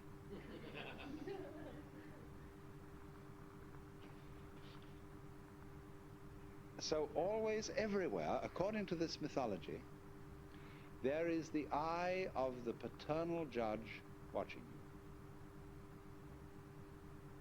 Now, what can you do with a situation like that? If that's the way things really are, you don't know whether this Lord has a sense of humor, and whether you can say to him, "Hey, look, don't take such an advantage of me like that. Turn down that light a little. Close off your eyes sometimes. You don't need to be all that particular. You know I can't do anything to you. I can't knock you over. Why do you need to bug me all the time?" The sort of attitude is too much. And so people couldn't stand it. You know, 600 years of it was enough. And it became intolerable. Really intolerable. Because everybody knew they were sinners and that they were doing all the things against the rules in the book, and nobody could possibly put up with it. So the only thing they could do to relieve themselves of this horrible father figure was to make out that the universe didn't have a father at all. That it was really an orphan, not even virgin born. It didn't even have a mother. In other words, in order to escape from the mythology of a conception of ultimate reality, which was much too intelligent and much too nosy, people had to invent a conception of the ultimate reality that was completely banal and dead. So the second Western mythology is the mythology of the mechanical universe, which is a fluke emerging from a process of absolutely blind energy. And you must notice the language in which the great thinkers of the 19th century thought about the world. Freud, for the basic psychic energy, used the word libido, which in 19th century Vienna was exceedingly uncomplimentary. Libido, blind lust. And so in the same way, the science philosophers of the 19th century talked about the world as being based on brute force,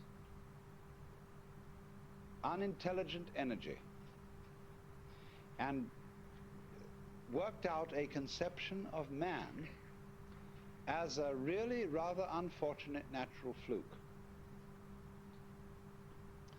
consciousness, reason, and indeed also the passions and feelings and desires of the human heart were nothing but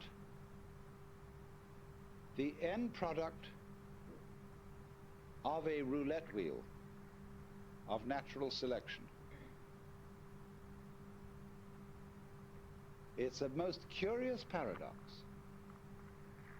that those philosophers of the 19th century who denied the supernatural origin of man and who insisted that man is simply a part of nature, one of the members of nature, nevertheless set up a state of alienation between man and nature without precedent. I am a part of nature. I am something that nature fluked into being, but nevertheless this fluke is something that nature doesn't care about. It doesn't care about my ego and its future. All that is important to nature is the species. The individual is irrelevant.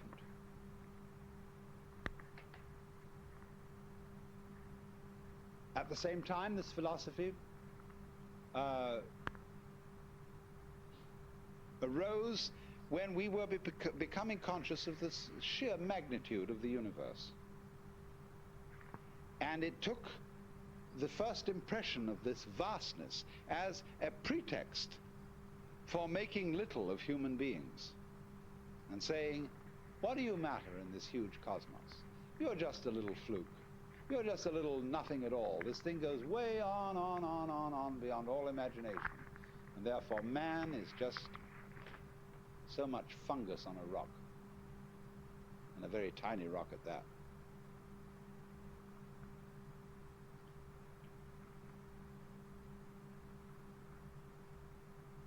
In other words, it took the standpoint,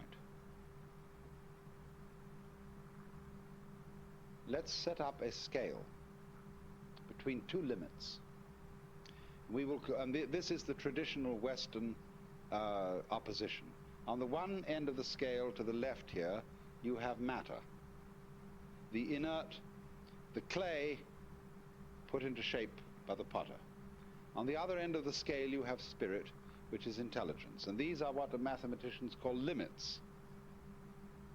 And a limit is something you approach, but you never actually get there. Now, what the 19th century mythology did was to think of all things towards the limit called matter. It said, in effect, there is this dead material stuff. It is energetic, but the energy is unintelligent. It's a kind of roaring mechanical energy like fire or electricity or so on. It is not intelligent. And everything is really that. What we call human intelligence and consciousness are merely complicated forms of this primordial energy. And they are nothing but that. In the same way, we are evolved from lower orders of animals. And I can trace my ancestry to a protoplasmal globule, as Pooh-Bah says. And, that's what you really are. You're only a complicated protoplasmal globule. Now, do you see the intent behind this mythology? The intent is to deprecate. The intent is, as we say now, to put down the human being, because the human being felt that hitherto he had been put up too far in the wrong way.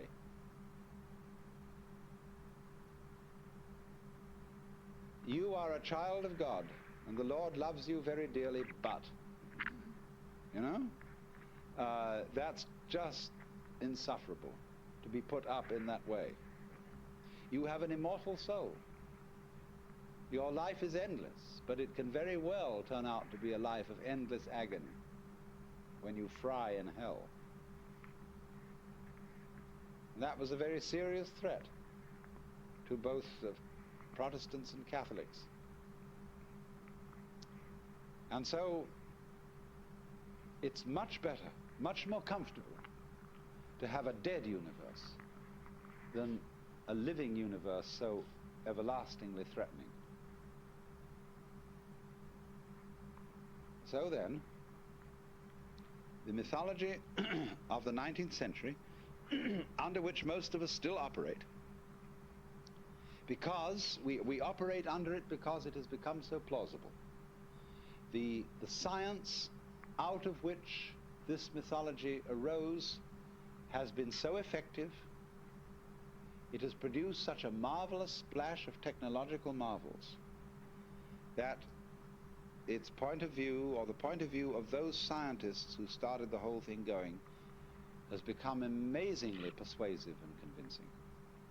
After all, if I can reach into your brain with a very, very subtle instrument, and I can poke about inside and press there, and suddenly, on a certain point when I press it, a world of memory comes to life so vividly that you see it before your very eyes. I remove the instrument, it vanishes. I touch another place. You experience intense pleasure, absolutely unbelievable pleasure. I remove it, the sensation vanishes. Every time I touch inside, you get a sensation externally of intense reality. And I say, after all, I was only just pushing things in your brain. You see what a push-button thing you are? That's it. I can just poke around and you can see anything. But all that's happening is I'm putting a little electrode or something on certain parts of your brain. That's all you are, poor fish. You're just that kind of a sensitive sponge inside your head bone. Well, that gets very persuasive, you see. And people are therefore in a position, they are prejudiced to favor a mythology that will make out that you are, after all, nothing but something or other. Nothing but a kind of complicated neurological jello. And that point of view, as I said, has become enormously convincing. It's plausible today, whereas the old point of view of God the Father and all the angels isn't plausible. It seems kind of weird in relation to what we know about the state of the universe. Now, what we have to see is that both of these points of view are equally mythological.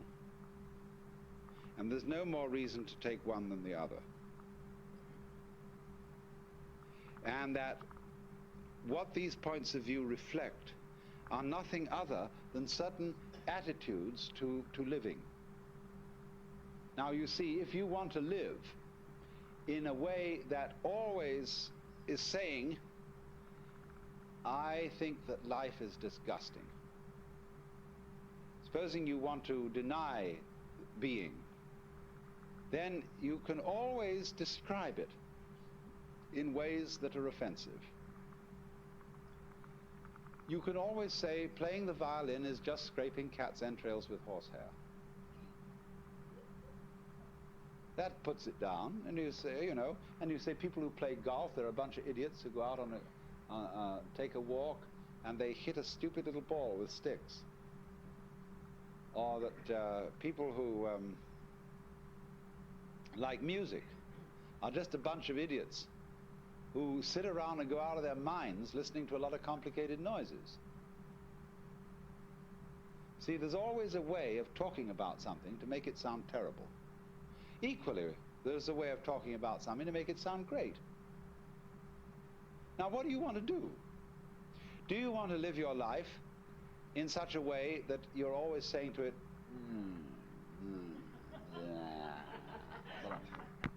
do you want to, is that a good way to conduct things? Or do you want to live your life in such a way that you say, come on, let's go, you see, let's let's swing this thing. On the one hand, you see, you're always in tension against it. Do you remember I pointed out to you in this morning that the person who's anxious, constantly anxious, is the person who is resisting the flip-flopability of things.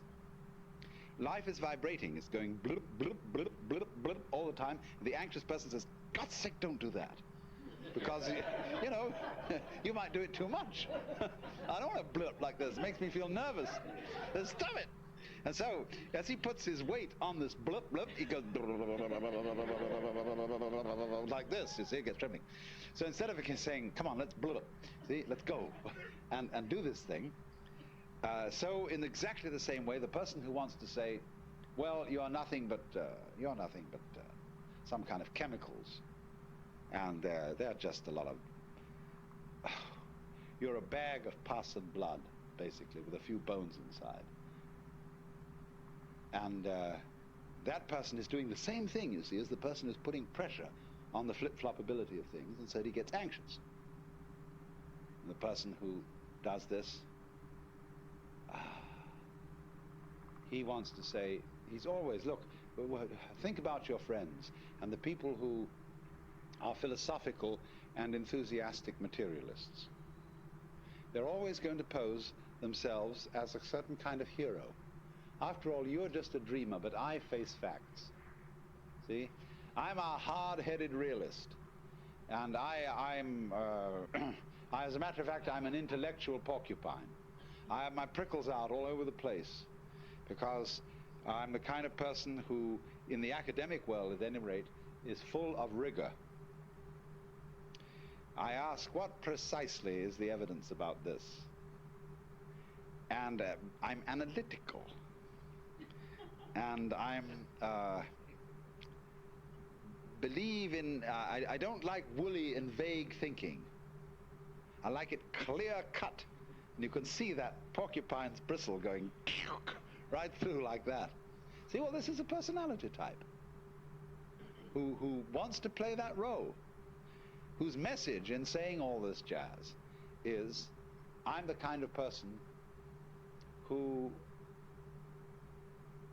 is all dry as a bone. But I believe that that is strength, and that's reality. And another kind of person says to him, oh, you are intolerable. You're so dry, you're so dull, you rattle. You don't have any juice in you. And what we need is juice. And we need flow. We need lilt and rhythm and gaiety, you see? So that's an opposed mythology. And that's another character part you're going to play. But so we've got to consider these are games, you see? As I tried to show you earlier. The kind of roles we play are the kind of games we play. So, but the question is, which is the optimal game? Certainly we can't do without some prickly people, because life is prickles and goo. And it's basically gooey prickles and prickly goo, but the gooey people are always trying to make out that it's only goo, and the prickly people are always trying to make out it's only prickles. Now we do need both, see? But the question is fundamentally, which game works better? The game that resists the vibration, the flip-flop, or the game that goes with it? Obviously the game that goes with it, that cooperates with the general scene, will be a longer game and a more amusing game than one that totally resists it. Although, I don't want to, I said totally advisedly, because it's great fun to resist it at times. See, it's just like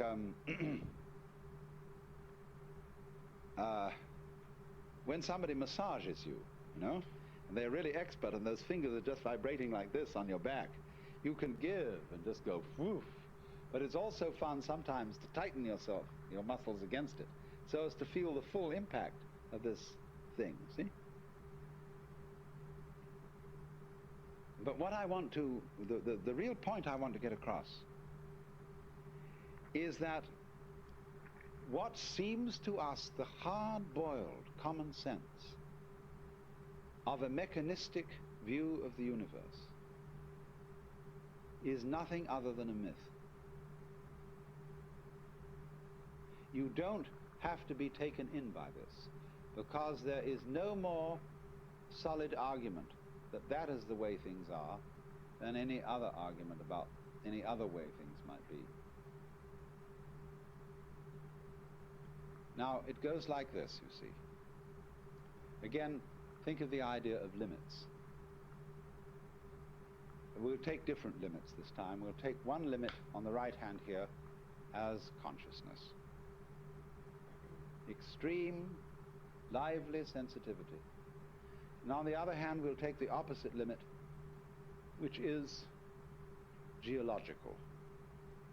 The stone, the blind energy, the electrical force without any consciousness whatsoever. These are observable things. We see the living human being on one extreme, and we see the stone or the fire on the other. Now, our 19th century mythologist wants to describe this limit in terms of this one. He wants to say that consciousness is nothing but a very complicated form of minerals. Why can't you go the other way and just as easily say minerals are a very simple form of consciousness? That works, doesn't it? I mean, after all, here's this mineral.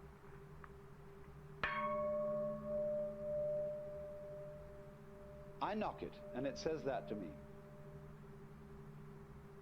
This is a rudimentary form of consciousness.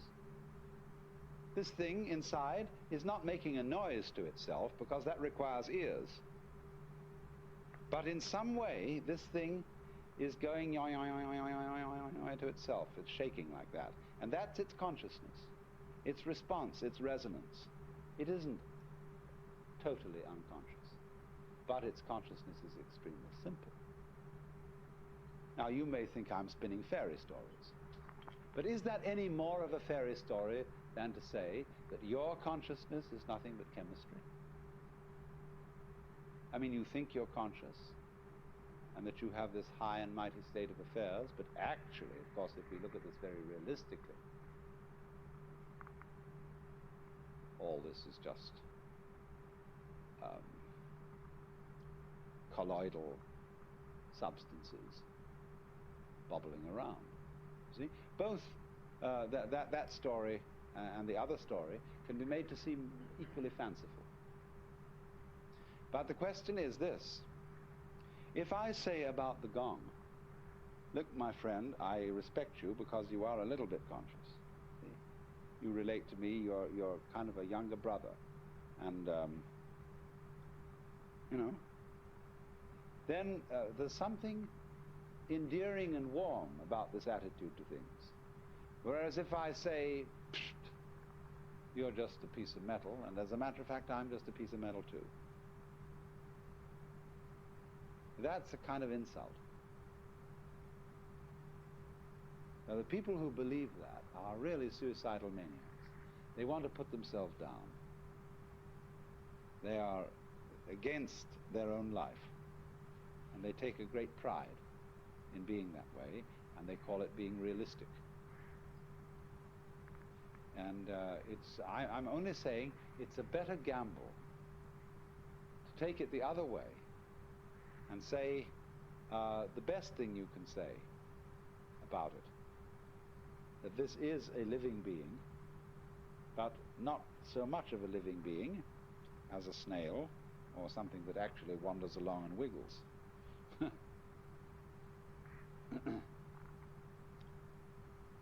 So you see, the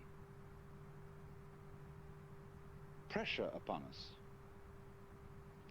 of the whole mythology of the 19th century, the whole attitude of putting down the universe because the previous myth had been too uncomfortably alive, is simply a way of looking at things. Let me give another illustration of the same thing. If you study the various forms of life from the standpoint of natural selection, you may come up with a rationalization for everything.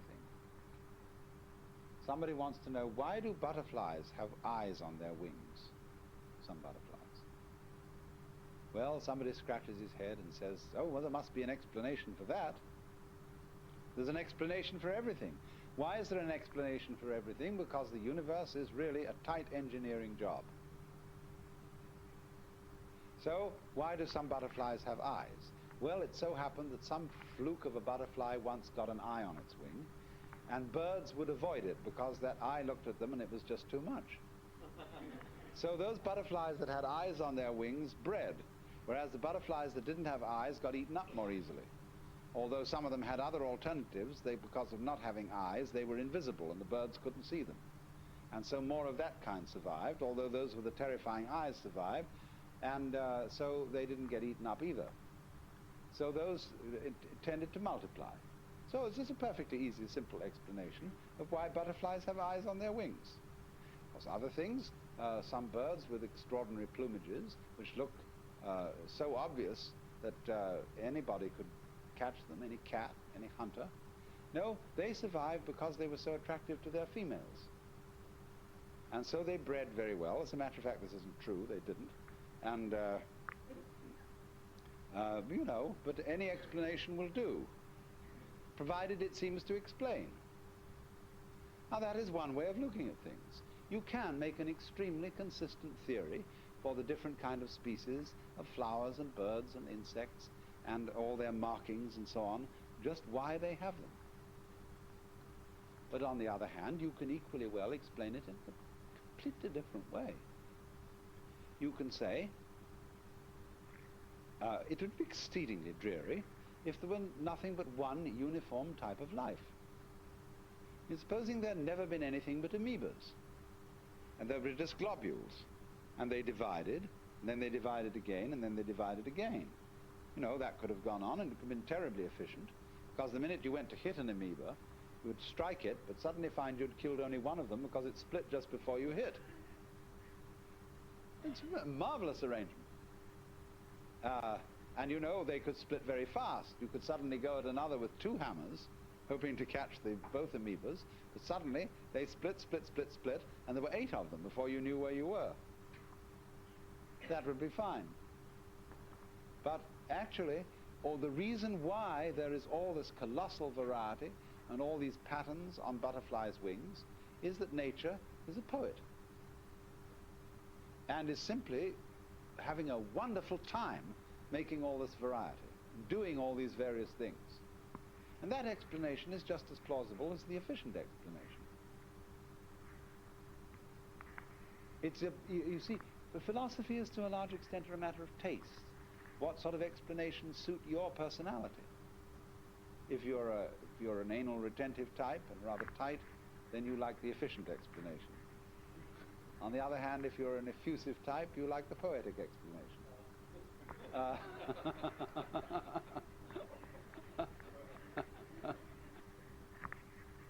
But there are, though, beyond that, certain considerations of which of these explanations affords better games. And the economic anal retentive explanation can give good games up to a point, because there's all the thrill of working out the chains of interconnection, all the reasoning whereby finally you go through all sorts of rational conniptions and explain why the butterfly has a big eye on its wing. Fine. But where do you end up? You end up in a mechanical straitjacket. You've got to be careful along the other line of approach that you just don't end up in a morass.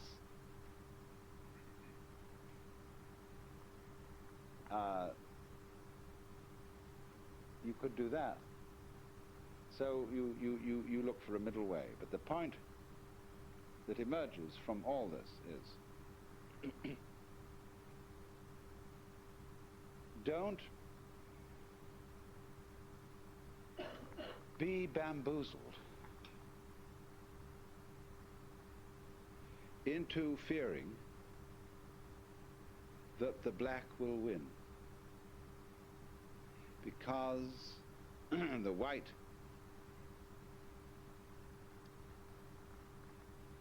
is the only thing there is, and the black, the nothing that surrounds it, will eventually engulf it.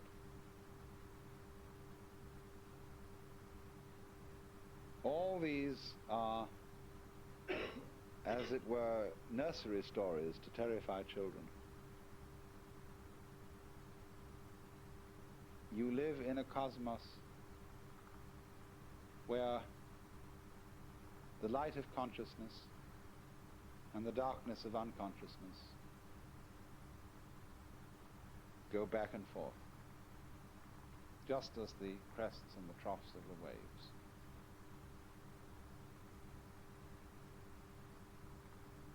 And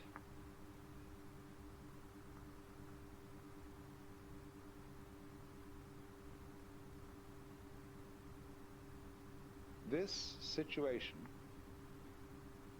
of yang and yin, positive and negative, is exceedingly productive.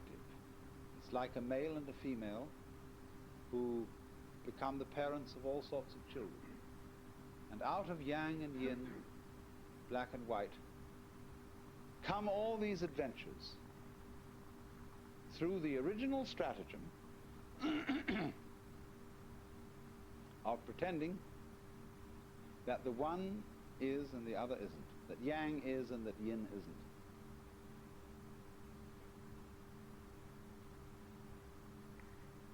Both have equally good arguments on their side,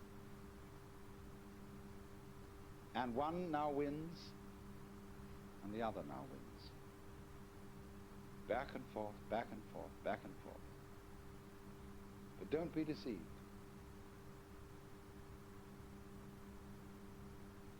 The two are always together.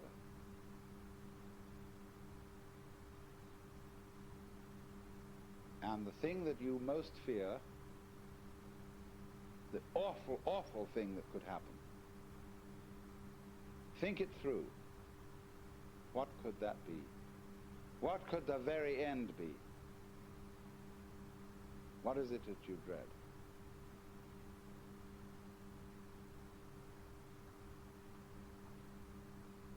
And you'll find out that if you go down, down, down, down, down, down, down into what you dread, be swallowed up, be annihilated, let the horrible scorpion, spider mother, the octopus thing catch you and take you down into its inmost guts, what will it do with you? Why, it'll transform you into itself. And then when you are it, as I said, every creature feels like it's a human being. Because after all, that's I. So fish, when they've eaten up something, and that thing has become, and then the fish looks around and says, gee, that was a good dinner. And it feels human. And the fish looks around and it sees things that aren't fish, and they look like cows, and human beings wandering around there. They look like predatory monsters of some kind. Awful looking things. Ghastly teeth. And weird, inhumane arms and legs on them. Not nice, orderly fins and tails and beautiful scales on the side, like a really good person should look. See? So, you know, this thing of death and of being transformed is where our life reaches a certain point where it has to go bloop. And in the moment you go bloop, you forget. You lose control, you see? That's the sensation. When control is going, you're just on the verge of the crisis where it's going to bloop. And you say, well, where was I? Gee, this is strange. I'm alive. I don't remember where I was before. That's the sensation of coming to birth. And you grow and grow and you become more familiar with this and more familiar. When you're completely familiar, it goes bloop. And you're new all over again. See? Quite different.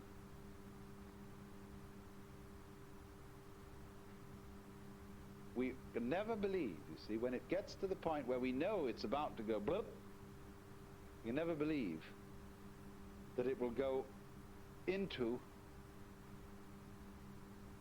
life. We always think it's going to go into something dreadful.